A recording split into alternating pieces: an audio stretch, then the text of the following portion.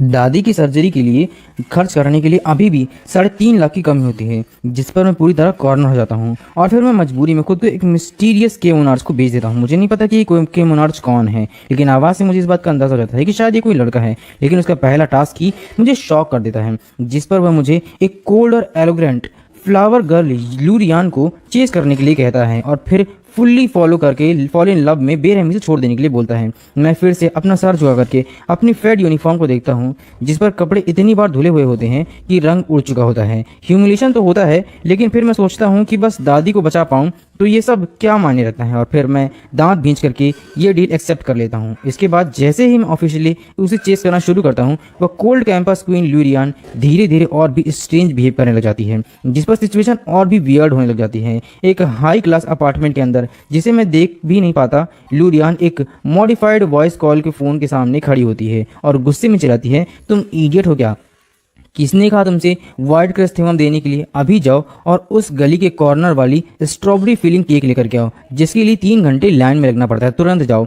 फिर आगे आखिरकार मुझे पता चलता है कि जिसने मुझे पैसे देकर खरीदा होता है वो कोई और नहीं बल्कि वही लूरियान होती है, जो बाहर से कोल्ड और अनप्रपोजेबल क्वीन लगती है, लेकिन अंदर से वही क्विंजी गर्ल होती है जो मुझसे दूर नहीं रह पाती है। इस समय जियांग चिंग यूनिवर्सिटी की लाइब्रेरी में मैं एक कोने में बैठा हुआ होता हूँ, अपना हाथ पेट पर दबाते हुए, जिससे भूख की तकलीफ थोड़ा कम करने की कोशिश कर रहा होता हूँ, क्योंकि अगले ही महीने का खर्च बचाने के लिए आज दोपहर मैंने सिर्फ एक सस्ता सा बन खाया था। मैं खुद को फोर्स करता हूँ कि सामने चल रही एडवांस एल्गोरिथम डिस्क पर फोकस करूँ, क्योंकि मुझे लगता है कि सिर्फ कोड ही बिट्रे नहीं करता और स्कॉलरशिप ही सबसे रियल चीज़ होती है। तभी मेरे पास रखा फ़ोन अचानक वाइब्रेट होता है, जिस पर मेरी उंगलियां रुक जाती हैं और स्क्रीन पर के मोनार्च का मैसेज आता है। मैं अनजाने में इसे उठाता हूं और चारों तरफ शांत लाइब्रेरी को स्कैन करता हूं, जहां हर स्टूडेंट अपनी किताब में डूबा होता है और सिर्फ पेजेस पलटने और हल्की सी खांसी की आवाज़ आती है। 2 बजे की डायरेक्शन में। देखो, क्या तुम्हें वह वाइट स्वेटर वाली लड़की दिख रही है? जिस पर मैं अपनी नज़र उसी डायरेक्शन की तरफ घुमाता हूँ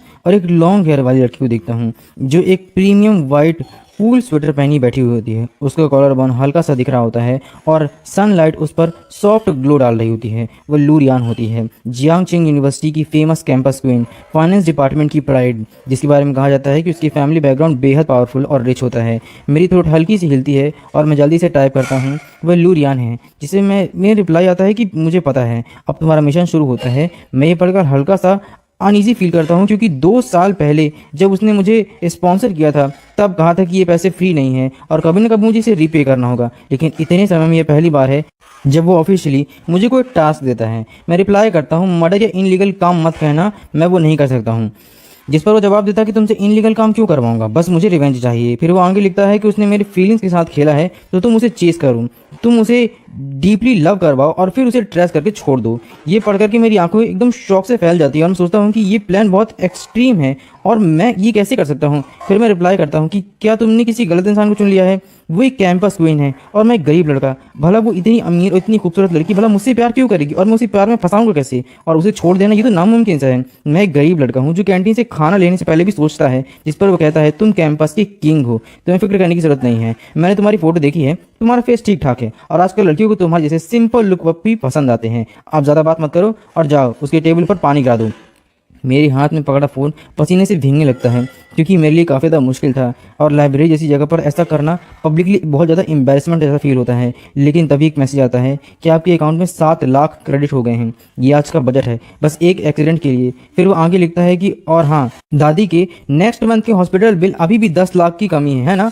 ये पढ़ते ही मेरी आंखें सिकुड़ जाती हैं, क्योंकि उसने मेरी हर डिटेल को पता लगा लिया था, जिससे मुझे ऐसा फील हो रहा था जैसे कोई मुझे हर वक्त मॉनिटर कर रहा है। मेरी रीढ़ में ठंडक दौड़ जाती है। मेरे जैसे लड़के के लिए ये बहुत ज़्यादा मुश्किल काम था कि किसी को इस तरीके से मुझे परेशान करना है। दादी के लिए मजबूरी में मैं खड़ा होता हूँ, अपना कप उठाता हूँ और पानी लेने का बहाना बनाता हूँ, जिस पर मैं लूरियान के टेबल के पास से गुजरता हूँ। 1-2 कदम और डिस्टेंस धीरे धीरे कम होता है और मुझे हल्की सी खुशबू महसूस होने लगती है। उसकी टेबल पर एक पिंक थर्मस रखा होता है, जिसका लिड खुला होता है और उस पर भाप निकल रही होती है। फिर उसी मोमेंट में मैं जानबूझ करके अपना बॉडी टिल्ट करता हूँ और अपनी एल्बो से उस थर्मस को हिट कर देता हूँ। थर्मस से गिर जाता है पूरा पानी और गर्म पानी चारों तरफ फैल जाता है, जो लूरियान पर तो नहीं गिरता लेकिन उसकी किताबों को पूरी तरह भिगो देता है, जिस पर लूरियान हल्का सा सरप्राइज होकर खड़ी हो जाती है और आसपास के लोग सभी लोग हमारी तरफ देखने लग जाते हैं जैसे स्पॉटलाइट पड़ गई हो। मेरा चेहरा जलने जैसा गर्म हो जाता है। मुझे इतनी शर्म आ रही थी कि मैं चाह करके भी कुछ नहीं कर पा रहा था और जल्दी से कुछ टिश्यूज़ निकालता हूँ और हकलाते हुए बोलता हूँ, सॉरी मैम, मुझे मुझे माफ़ कर दो, मुझसे गलती हो गई है, मैंने जानबूझकर नहीं किया है। उसकी आंखों में देखने की हिम्मत भी नहीं हो रही थी मुझे इतनी ज़्यादा शर्म आ रही थी। मैं खुद को बहुत ही घटिया फील करा रहा था। मुझे ऐसा लगा जैसे कि मैं सबसे ज़्यादा घटिया इंसान हूँ और पैसों के लिए मैं किसी लड़की को परेशान कर रहा हूँ। लूरियान कुछ नहीं कहती, बस चुपचाप खड़ी रहती है, लेकिन उसका प्रेशर इतना इंटेंस होता है कि माहौल भारी हो जाता है। मुझे याद आता है कि उसका टेम्पर बहुत ख़राब बताया जाता है और जो भी उसे ऑफेंड करता है उसका एंड अच्छा नहीं होता है। वो फिर आखिरकार बोलती है, तुम चलते वक्त देख नहीं सकते हो क्या, क्या कर रहे थे तुम? जिस पर मैं झुकता हूँ और जल्दी से पानी साफ करते हुए कहता हूँ कि सॉरी, ये किताब कितने की है? मैं पे कर दूंगा। अभी मेरे पास पैसे नहीं है लेकिन मैं लिख के दे सकता हूँ। लूरियान सामने खड़े उस लड़के को दिखती है जो बेहद इनसिक्योर और गरीब लगता है। उसकी नज़र मेरे फेड टी शर्ट कलर और टेंशन से खिंची हुई गर्दन पर पड़ती है, लेकिन असल में उसी समय उसके हाथ में एक दूसरा फ़ोन होता है जिसमें वही लास्ट मैसेज दिख रहा होता है जो उसने मुझे भेजा था। और बाहर से काम देखने वाली यह लड़की कोल्ड क्वीन अंदर ही अंदर पागलों की तरह चिल्ला रही होती है। सच में यह बेवकूफ़ लड़का काफ़ी स्ट्रांग निकलता है और सरप्राइजिंगली इतना जेंटल भी होता है, जिस पर लूरियान अंदर ही अंदर उसे सीक्रेटली प्राइज़ करना चाहती है। लेकिन जैसे ही वह देखती है कि उसका कान लाल हो जाता है, बिल्कुल श्रिम्प की तरह क्यूट लगते हुए वह खुद को रोकती है, जिस पर वह मन ही मन खुद से कहती है, रुक जा लूरियान, तुझे कंट्रोल करना होगा। तो एक कोल्ड गॉडेस है, तुझे हंसना नहीं है, अपनी इमेज मेंटेन करनी होगी। फिर वह गहरी सांस लेती है और अपने चेहरे के माइक्रो एक्सप्रेशन को एडजस्ट करती है। उसकी आंखों में 3 हिस्से कंटेंट, 3 हिस्से हेल्पलेस और 4 हिस्से इंडिफरेंस दिखते हैं। और फिर वह अपनी पतली उंगली से मेरे हाथ को हल्का सा प्रेस करती है जो मैं टेबल साफ कर रहा होता हूँ, जिस पर मुझे ऐसे पीछे हटता हूँ जैसे मुझे कोई इलेक्ट्रिक शॉक लग गया हो और अचानक फिर से सिर उठा करके उसकी तरफ देखता हूँ। और ये पहली बार था जब इतनी क्लोज डिस्टेंस से हमारी नज़रें मिली थी। वो मुझे देखती है और कामली बोलती है, कोई ज़रूरत नहीं है, बस एक किताब ही तो है ना, और वैसे भी मुझे ज़रूरत नहीं इसकी। और जैसे ही मैं कुछ बोलने की कोशिश करता हूँ वो बीच में ही मुझे रोक देती है। मैंने कहा ना, ज़रूरत नहीं है, अगली बार ध्यान से चलना। फिर वो मेरा नाम लेकर कहती है, स्टूडेंट गू चैन, जिस पर मैं वहीं फ्रीज हो जाता हूँ क्योंकि मुझे एकदम से शॉक लगता है कि वो मेरा नाम ले रही है। लेकिन इससे पहले कि मैं कुछ रिएक्ट कर पाता, लिन क्यू अपना सामान उठा करके चली जाती है और पीछे छोड़ जाती है डिसीजिव बैक व्यू, आसपास के स्टूडेंट का गॉसिप भरी आवाज़ें। अरे वो गुचेन है क्या? हाँ, आईटी डिपार्टमेंट वाला। इतना केयरलेस कैसे हो सकता है? उसने कैंपस की क्वीन को पानी गिरा दिया। मैं वहीं खड़ा रह जाता हूँ, मेरे हाथ अभी भी गीले टिश्यू से टाइटली पकड़े हुए होते हैं और गिल्ट मुझे वो बहुत ज़्यादा फील हो रहा होता है। धीरे धीरे मेरे अंदर भरता जा रहा होता है ये गिल्ट, क्योंकि वो ना सिर्फ गुस्से से मुझे कुछ कही नहीं बल्कि कंपनसेशन भी नहीं मांगा। के मुनार ने एक बैड गर्ल बताया था, लेकिन वो तो मुझे और भी ज़्यादा डिसेंट लगती है, जिस पर मेरा कन्फ्यूज़न और बढ़ता है। तभी मेरे पॉकेट में फ़ोन अचानक से ज़ोर से वाइब्रेट करता है और मैं तुरंत उसे निकाल कर देखता हूँ। मैसेज आता है, गुड जॉब। क्या तुमने उसका एक्सप्रेशन देखा? वो सब फेक था और वो फेक एक्टिंग करी थी। जिस पर वो आगे लिखता है कि तुम्हें लगता है कि वो काफ़ी ज़्यादा जेंटल है, लेकिन वो बस अपनी इमेज मेंटेन कर रही है। पूरे कैंपस के सामने उसकी बाहरी अपीयरेंस में मत धोखा खाना। पहला स्टेप अटेंशन ग्रैब करना कंप्लीट हो चुका है। अब अगला इंटेंशन सुनो। मैं स्टेयरवे की तरफ देखता हूँ जहाँ लिन क्यू अभी गई हुई होती है और फिर फ़ोन की स्क्रीन को देखता हूँ, उन कोल्ड वर्ड्स को देखता हूँ। मेरी उंगलियाँ हल्का सा कांपती है और मैं धीरे से रिप्लाई करता हूँ, क्या कोई और तरीका नहीं हो सकता है? वो मुझे इतनी बुरी नहीं लगती है। जिस पर तुरंत रिप्लाई आता है, तुम क्या जानते हो? तुम्हें पता भी है उसने मेरे साथ क्या किया है? बकवास बंद करो। क्या तुम अपना कर्ज नहीं चुकाना चाहते हो? क्या तुम अपनी दादी को बचाना नहीं चाहते हो? ये सुनते ही वो सीधे शब्द मेरी कमजोरी पर वार करते हैं, जिस पर मैं नज़र नीचे कर लेता हूँ और मेरे हाथ ढीले होकर के साइड से गिर जाते हैं। दूसरी तरफ लाइब्रेरी की स्टेयर कॉर्नर पर लिन क्यू दीवार से टिक करके खड़ी होती है और दूर खड़ी डिप्रेस्ड फिगर को देखती है। उसके होठों पर एक स्माइल आ जाती है और गू चेन, ये तो बस शुरुआत है, वो मन ही मन सोचती है। अगले दिन दोपहर में जियांग चेन यूनिवर्सिटी के कैफेटेरिया में, जिसमें हमेशा की तरह 2 वेजिटेरियन डिश, थोड़ा सा चावल और साथ में सीविड सूप लेकर के खाने लग जाता हूँ।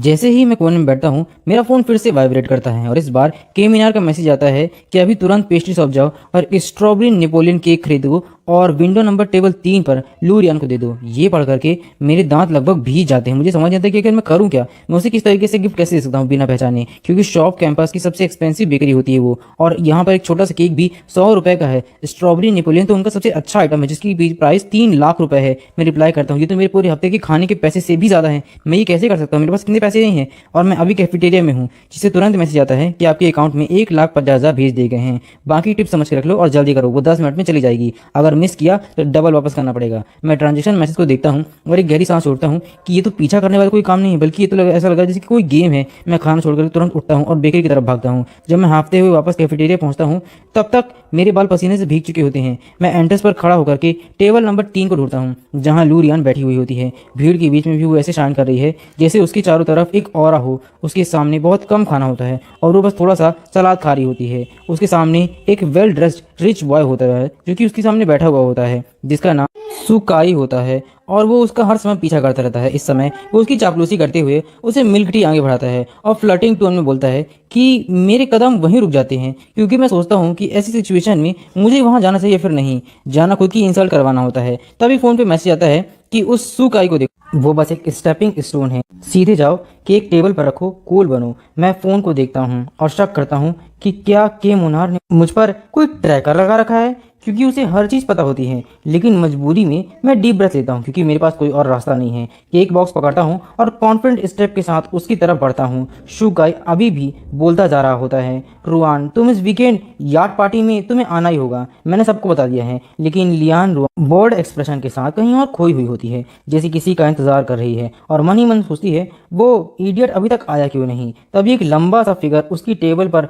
शेडो डालता है और धड़ाम से पिंक केक बॉक्स टेबल पर रख देता है। शुकाई की बातचीत इसी बीच एकदम से रुक जाती है और वो परेशान होकर के ऊपर देखता है कौन है, लेकिन जैसे ही वो मुझे पहचानता है वो हंस पड़ता है। ओह, तो ये गोगू चैन है, क्या बात है, तुम कैफे क्वीन को परस्यू करने आए हो। वो केक बॉक्स की तरफ देख करके मजाक उड़ाता है, इसमें क्या है, कहीं रोडियस केक तो नहीं है। आसपास के रेस्टोरेंट भी खाना रोक करके इसी सीन को देखने लग जाते हैं, एक्साइटमेंट के साथ, जैसे ही कोई ड्रामा चल रहा हो। लेकिन मैं उसकी बात इग्नोर करता हूँ और लियू रुआन की आंखों में देखता हूँ, जिस पर वो मेरी तरफ देखती है और उसकी आंखों में एक हल्की सी चमक आती है, लेकिन चेहरा अभी भी कोल्ड होता है। ये मोनार्क के स्क्रिप्ट के अनुसार अब मुझे डायलॉग बोलना होता है। मेरा गला सूख जाता है, हिम्मत ही नहीं हो रही थी कि मैं उसे कुछ बोल पाऊँ, और मैं थोड़ी देर के लिए रुक करके फाइनली कहता हूँ, ये स्ट्रॉबेरी नेपोलियन केक तुम्हारे लिए है। जिस पर शुकाई जोर से हंस पड़ता है और बोलता है, क्या कहा तुमने, स्ट्रॉबेरी नेपोलियन केक? गुचिन, तेरे जैसे गरीब की पॉकेट मनी से इसे खरीदने के लिए ना सालों लग जाएंगे, इनफ है ही नहीं, तो उसे खरीद ही नहीं सकता है। क्या कहीं फेक तो नहीं बोल रहा है ना? जरूर ये केक नकली होगा। जिस पर शुका उसे और भी चढ़ाते हुए बोलता है, सबको पता है कि लियो रुआन मीठे को पसंद नहीं करती है। तभी आवाज आती है थैंक्स। ये कोल्ड वर्ड अचानक हवा को काटते हुए निकलते हैं, जिस पर शुकाई की सारी हंसी वहीं फ्रीज हो जाती है। आसपास का माहौल एक पल के लिए एकदम से शांत हो जाता है। फिर लियो रुआन कैजुअली बोलती है, आज थोड़ा शुगर फील हो रहा है। वो सबके सामने पैकेजिंग खोल देती है, जिस पर वो डिटेल स्ट्रॉबेरी नेपोलियन केक साफ नजर आ रहा होता है। वो एक स्ट्रॉबेरी पीस केक उठा करके अपने मुंह में डालती है। इसके रेड लिप्स और वाइट टीथ के साथ वो जूसी स्ट्रॉबेरी केक उसकी जुबान के लगते ही ऐसा लग रहा था मानो उसका स्वाद और भी ज्यादा बढ़ चुका हो और वो और भी आकर्षक लग रहा था। आसपास के लड़के ये सब कुछ देख करके अपनी लाल टपका रहे थे। टेस्ट बुरा भी नहीं है, वो कॉमली बोली और फिर मेरी तरफ देखते हुए बोलती है, तुम स्पेशली ये लेने गए थे? जिस पर मैं पूरी तरह खड़ा रह जाता हूँ और सिर्फ मैं ही नहीं बल्कि शुकाई भी एकदम सदमे में पड़ जाता है। उसका दिमाग काम नहीं करता क्योंकि पूरे कैंपस में लू रियान फेमस होती है और वो कोई भी तोहफा एक्सेप्ट नहीं करती है। मैं धीरे से सिर हिलाता हूँ, मैंने देखा कि तुम लंच में ज़्यादा नहीं खाती हो। ये वर्ड्स अपने आप मेरे मुंह से निकल जाते हैं, जिस पर लू रियान का हाथ हल्का सा रुक जाता है और वो मेरी आंखों में देखती है, जहाँ पर साफ दिख रहा होता है कि उसे मेरी चिंता हो रही है। उसके दिल में चल रहा गेम थोड़ा सा उसे बहुत ही गिल्ट फील कराता है कि ये अच्छा नहीं है। वो मन में सोचती है कि ये लड़का कितना अच्छा है और फिर भी मैं एक साथ ये सब कुछ कर रही हूँ। वो अपना कार्ड निकालती है और फिर उसके बाद उसे स्लाइड करते हुए करती है कि मुझे किसी का एहसान पसंद नहीं है, इसलिए आज का मील मेरी तरफ से है, जितना स्वैप करना है कर लो। जिस पर मैं घबरा कर पीछे हटता हूँ, नहीं मैं खा चुका हूँ, केक तो तुम्हारे फ्रेंड ने मुझे लाने के लिए कहा था।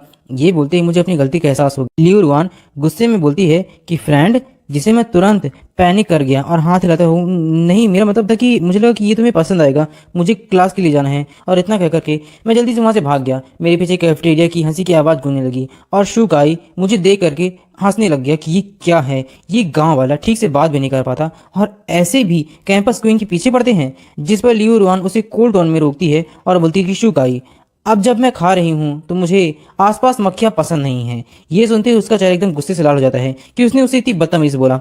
तू गाय दफा हो जाओ। एक शब्द में लूरियान ने उसे यहाँ से हटाने के लिए कह दिया। फिर आराम से केक खाना कंटिन्यू करती है, जिस पर शुगाई गुस्से से उठता है और उसे घूरता है और बिना खा ही चला जाता है। इधर मैं कैफेटेरिया के दूर एक फ्लावर बेड के पास छिपा होता हूँ। अभी फिर से फोन वाइब्रेट करता है। मैसेज आता है कि हाँ हाँ, शुगाई का चेहरा देखा, मजा आ गया। गोचेन, तुम्हारे अंदर पोटेंशियल तो है। जिस पर मैं थोड़ा सा टिक करके गहरी सांस लेता हूँ और मन में सोचता हूँ कि अच्छा हो कि उसने मेरा केक एक्सेप्ट कर लिया। मुझे तो लगा था कि वो मेरे मुंह पर ही फेंक देगी। रिप्लाई आता है, ऑब्वियसली देख नहीं रहे कौन गाइड कर रहा है, लेकिन ज्यादा खुश मत हो, अभी भी उसने तुम्हें डिसलाइक नहीं किया है, इसलिए अब हमें इंस्टेंटली आगे बढ़ना होगा। आज रात 8 बजे स्टेडियम में जॉगिंग अच्छे कपड़े पहनकर जाना, वो फटी टी शर्ट मत पहनना। मैं स्पोर्ट्स वेयर भिजवा रहा हूँ डॉन मैनेजर के पास। मैं कंफ्यूज होकर पूछता हूँ, रात में जॉगिंग, ऐसा क्यों? लोग तो दिन में जॉगिंग करते हैं। जिस पर रिप्लाई आता है, क्योंकि ल्यू रुआन रोड 8 बजे ही जॉगिंग करती है। यही बेस्ट मौका है तुम्हारी मेल चार्मिंग दिखाने का। और याद रखना कि हमें एक लड़की से मिलने जा रहा है, तो हमें काफी ज्यादा अट्रैक्टिव दिखना होगा, इतना खूबसूरत कि वो तुम्हें देख करके फिदा हो जाए। मैं फोन देख करके एकदम स्माइल करता हूँ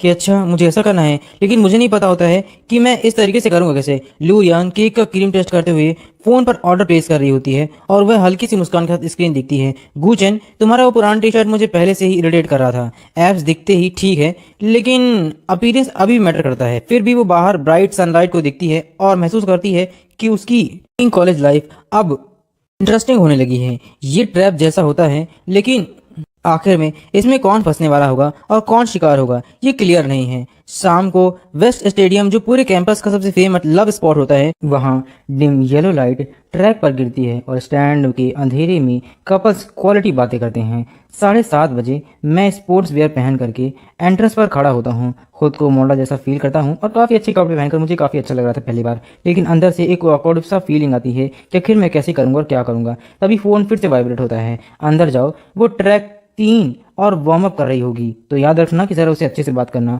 पोज हैंडसम रखना और आइज इंटेंस होनी चाहिए, ठीक है? और इस तरीके से बात करना कि काफ़ी तुम अट्रैक्टिव लगो। मैं डीप ब्रेथ लेता हूँ और अंदर जाता हूँ और एक नज़र में ही लू रियान की क्राउड के बीच पहचान लेता हूँ। वो लाइट पर्पल और स्पोर्ट आउटफिट में होती है और वहाँ पर एक्सरसाइज कर रही होती है। उसकी बॉडी परफेक्ट कर्व में होती है। उसके आसपास के लड़के प्रिटेंड कर रहे होते हैं कि वो वॉक करते हुए उसके कोई पास जाने की हिम्मत नहीं कर रहा होता। वो कैंपस की ब्यूटी क्वीन थी, सब कोई उसे अपने पास पाना चाहता था, इसलिए सब उम्मीद कर रहे थे कि काश कोई उसके साथ एक बार बात कर सके, लेकिन किसी की भी हिम्मत नहीं पड़ रही थी। तभी मैसेज आता है और मैं सोच रहा था कि तुम्हें पानी देने भेजूं, लेकिन वो बहुत ही चीप आइडिया होता, इसलिए हम हाई लेवल स्ट्रेटजी का इस्तेमाल करेंगे। मैं पूछना चाहता हूँ कैसे रिप्लाई आता है। जब वो दौड़ना शुरू करे, उसके पीछे 2 मीटर स्टैंड मेंटेन करो और बात मत करना, बस अपनी डीप और स्टैंड ब्रीदिंग उससे सुनने दो। इसे ऑर्डिनरी इन्विजन कहते हैं। जब वो तुम्हारी ब्रीथिंग को सुनेगी तो उसे काफ़ी अट्रैक्टिव महसूस होगा। ये पढ़ करके मैं थोड़ा शॉक्ड होता हूँ कि ऐसी भी कोई चीज़ होती है क्या, ये के मुनार आखिर है क्या और कौन है। लेकिन दादी के इलाज के लिए मैं मना भी नहीं कर सकता हूँ, चाहे कुछ भी करना पड़े। लिन रुआन दौड़ना शुरू करती है। मैं थोड़ा देर तक तो उसे देखता रहता हूँ, फिर उसके बाद से तुरंत ही शांति से मैं भी उसके पीछे पीछे दौड़ना शुरू कर देता हूँ। उसके पीछे एक परछाई की तरफ पोजीशन ले लेता हूँ और 2 मीटर के डिस्टेंस परफेक्ट होता है। ना ज़्यादा क्रिपी लगता है और ना ज़्यादा हल्का।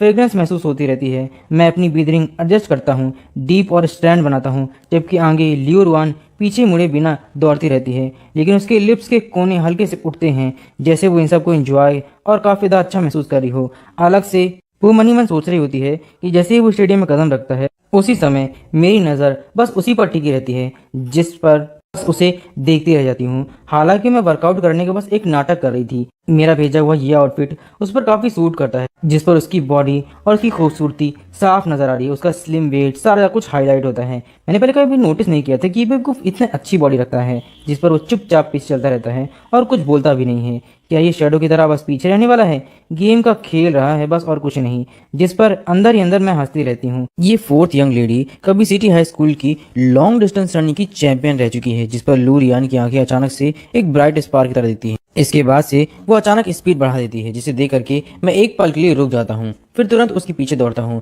मेरा स्टैमिना कंस्ट्रक्शन साइट पर मेहनत करने की वजह से बना हुआ है, क्योंकि मैं वहाँ पर लेबर वर्कर किया करता था, जिस वजह से मेरा स्टैमिना और मेरा शरीर इस तरीके का बन गया है, जिस पर इस लेवल की स्पीड अप मेरे लिए कुछ भी नहीं है। 1 लैप, 2 लैप, 3 लैप। शुरुआत तो काफ़ी ज़्यादा स्लो थी और जॉगिंग काफ़ी ज़्यादा अच्छी लग रही थी, अब प्योर स्पीड रेस में बदल जाती है, जिस पर लू रियान स्पीड लगातार बढ़ाती जाती है और आसपास का व्यू ब्लर होकर के कलर्स में बदलता जाता है।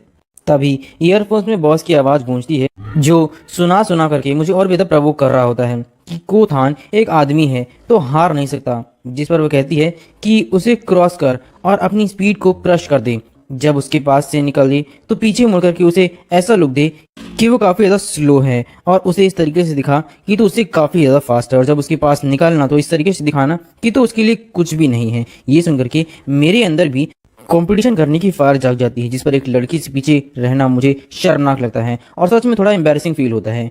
फिर मैं हल्का सा बड़बड़ाता हूँ, जिस पर मेरे पैर अचानक से फोर्स लगाते हैं और रनिंग शूज ट्रैक पर जोर से दौड़ने लग जाते हैं, जिससे एक भारी आवाज़ निकलती है और मेरा पूरा शरीर किसी बाण से निकले हुए तीर की तरह आगे शूट करता है और हवा कानों से पास सीटी बजाती हुई, जिस पर लूरियन एकदम से फुल एनर्जी दौड़ती रहती है। तभी अचानक एक तेज हवा उसके पास से गुजरती है और वह ब्लैक शैडो तेजी से उसे क्रॉस करके आगे निकल जाता है, जिस पर जैसे ही मैं उसके पास से गुजरता हूँ मैं हल्का सा सिर घुमाता हूँ। मेरी आंखों में चैलेंज और एरोगेंस साफ दिखता है और होंठों पर हल्की सीरियस स्माइल आती है, जैसे मैं उसे चढ़ाना चाहता हूँ। ये बिल्कुल वैसा ही लुक था जैसा मुझे बॉस ने कहा हुआ था, लेकिन इंटेंस रनिंग के इफेक्ट से ये वाइल्ड अग्रेसिव चार्म में बदल जाता है। ये देखकर कि लूरियन का दिल एक पल के लिए स्किप कर जाता है और वह सोचती है कि डैम इट, ये थोड़ा सा हैंडसम है, लेकिन ये शॉट सिर्फ 0.1 सेकंड रहता है, जिसके बाद से उसकी शर्म गुस्से में बदल जाती है, जिस पर वह दांत भींचती है और गुस्से में अपनी लंबी टांगों से और तेज तेज दौड़ने लग जाती है। वो पोनीटेल एकदम से हवा में उड़ रही होती है और एक परफेक्ट आर्क बना रही होती है। वो मेरे पीछे शैडो की तरह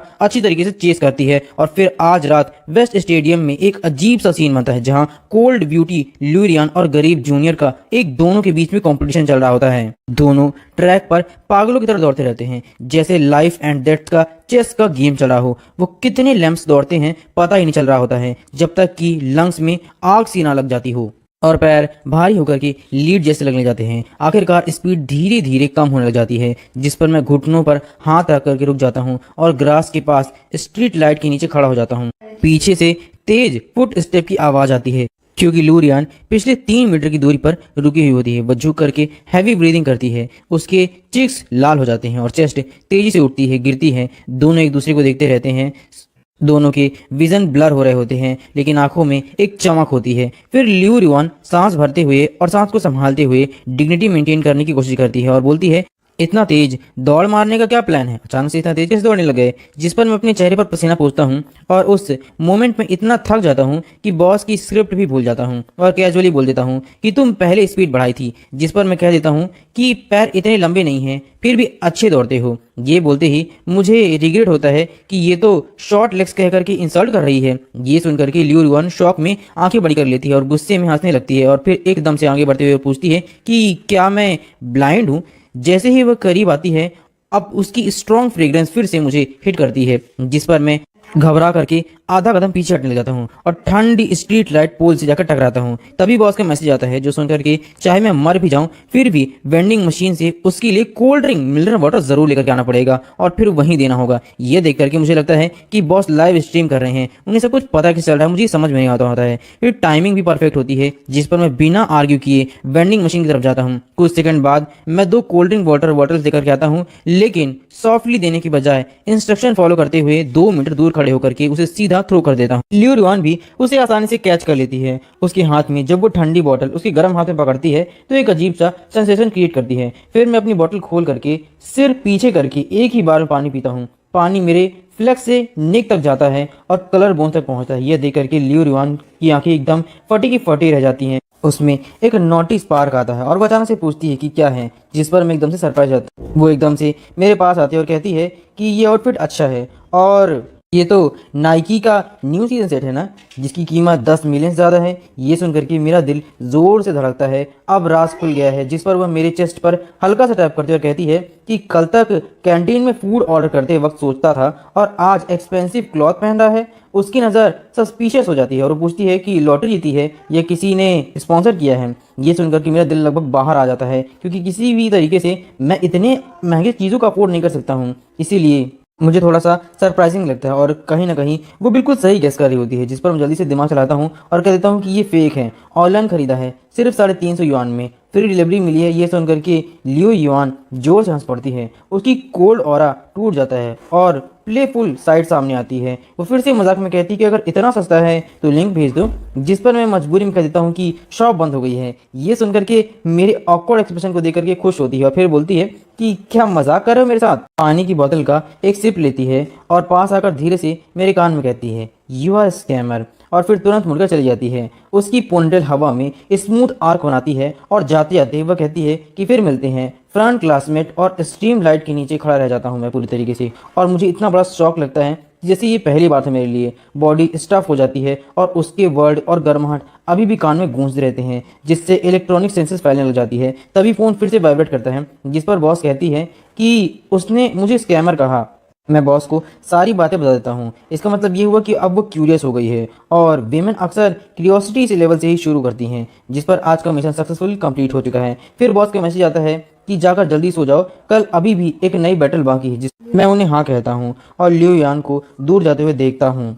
फिर मैं दोबारा फ़ोन को देखता हूँ, जहाँ पर मुझे एक अजीब सा इल्यूजन क्रिएट होता है। मुझे बार बार ये शक हो रहा होता है कि कुछ तो अजीब है, क्योंकि लियो ने भी मेरे कान के पास आकर के मुझे स्कैमर बिल्कुल उसी टोन में कहा जिससे मुझे बॉस डांटते वक्त कहती है कि तुम एकदम बेवकूफ़ हो। जिस पर मेरा दिमाग एकदम डाउट करता रहता है कि अगर पहले से इंटरेक्शन एक रोमांटिक आइडियल ड्रामा जैसा लगता है फुल पिंक बबल के साथ, इसके बाद जो होने वाला है वो एक रियल हॉरर मूवी जैसा है, और ये मेरे लिए बिल्कुल भी एक्सेप्टेबल नहीं होता है। शुक्रवार रात 11 बजे मैं अपनी शॉप की नाइट शिफ्ट खत्म करके होटल लौटने वाला होता हूँ, तभी पॉकेट में रखा फ़ोन अचानक से रिंग करता है, जिस पर एक स्पेशल मैसेज आता है कि लियो रियान को तुम्हें जाकर के पिक करना है। वो बारबेक्यू शॉप के पास है, लेट नाइट बारबेक्यू शॉप जहाँ पे खुला रहता है। ये सुनने के बाद से मैं थोड़ा सरप्राइज होता हूँ। मैं तुरंत जाकर के उसे पिक करता हूँ। ये सुन करके मैं बहुत सी कॉल लेता हूँ कि आखिर मुझे ही क्यों करना होगा, क्योंकि कर्फ्यू का टाइम करीब है और वह वहाँ अकेली क्या कर रही है। जिस पर बॉस बताती है कि उसका मूड खराब है और वह शॉप के कोल्ड नूडल्स खाना चाहती है, और ज़्यादा सवाल मत करो, लोकेशन ऑलरेडी भेज दी गई है। फिर वह वार्निंग देती है कि आज कुछ होने वाला है, इसलिए उसे अच्छे से प्रोटेक्ट करना। अगर उसका एक बाल भी बाका हुआ तो मैं तुमसे हिसाब लूंगी। जो लोकेशन मैं भेज रही हूँ वो लगभग 500 किलोमीटर की दूरी पर है, ठीक है, लेकिन एरिया की सिक्योरिटी अच्छी नहीं है, जहाँ अक्सर गुंडे घूमते रहते हैं। अब ये बात मुझे थोड़ा अजीब तो लगती है, लेकिन मैं चाह करके भी कुछ नहीं कर सकता हूँ। इसीलिए मैं साइकिल पर बैठता हूँ, तेजी से पैडल मारता हूँ, और उसी समय एक अंधेरी गली जो स्टोर से 2 ब्लॉक दूर है, लियो रियान सच में वहीं होती है, लेकिन खाना खाने के लिए नहीं बल्कि रास्ता रोककर उसे घेर लिया जाता है। वहाँ कोई रोमांटिक फूड स्टॉल नहीं होता है, सिर्फ 3 ड्रंक गुंडे होते हैं और एक बॉडी बिल्डर आदमी होता है जिस पर चेहरे पर बदतमीजी साफ दिख रही होती है। वो लियो रियान को बहुत ही गंदी नजर देखता है और लाइटर से खेलते हुए उसे घूरता और कहता है कि 3 दिन से स्कूल गेट पर वेट कर रहा हूँ, और पूछता है कि रिच गाइस के साथ क्या थोड़ा सा मजा कर सकती है, क्या के साथ थोड़ा सा ड्रिंक क्यों नहीं कर सकती है। लियो ठंडी दीवार से टिक कर खड़ी होती है, उसके हाथ में पेपर स्प्रे टाइटली पकड़ा होता है और फिंगर सफेद पड़ जाती है, क्योंकि आज वह सच में अनलकी होती है। वो तो सिर्फ फ्रेश एयर बाहर लेने के लिए निकली हुई थी, लेकिन उसे उम्मीद नहीं थी कि ये सब कुछ हो जाने वाला है। आज तो वो अपनी कार भी लेकर के नहीं आई थी, जिस पर यह लोग उसे टारगेट कर लेते हैं। वो ठंडे टोन में कहती है कि दूर हट जाओ और बताती है कि पुलिस को कॉल कर दिया है, लेकिन वो टकला आदमी उसे टारगेट कर लेता है और दूर हटने का नाम ही नहीं ले रहा होता है, और जानबूझ करके उसे बहुत ही गंदी नजर से देख रहा होता है और हंस रहा होता है और कहता है ये एरिया कैमरा ब्लाइंड स्पॉट है, पुलिस आने से पहले सब कुछ हो जाएगा। इतना कहते हुए अपना हाथ बढ़ा करके उसकी रिस्ट पकड़ने की कोशिश करता है, जिस पर लिन एकदम सरप्राइज होकर के उसे धक्का देने की कोशिश करती है। आईज शार्प हो जाती है और वह स्प्रे करने की कोशिश करती है, लेकिन वह आदमी एक्सपीरियंस होता है, उसका हाथ मार करके स्प्रे गिराता है जो दूर नाली में गिर जाता है। फिर वह पास आकर हंसता है और कहता है कि ऐसी फायरिंग बंद कर दे, मुझे ये बिल्कुल पसंद नहीं है। अभी अचानक एक जोरदार आवाज आती है कि पुरानी माउंटेन बाइक पूरी स्पीड से आकर के एक वो बोल्ड आदमी की वेस्ट को टकराती है, जिस पर वह जोर से चिल्लाता है और कहता है, और आगे गिर करके जमीन पर मुंह के बल गिर जाता है। बाकी तीनों गुंडे आधे नशे से बाहर आ जाते हैं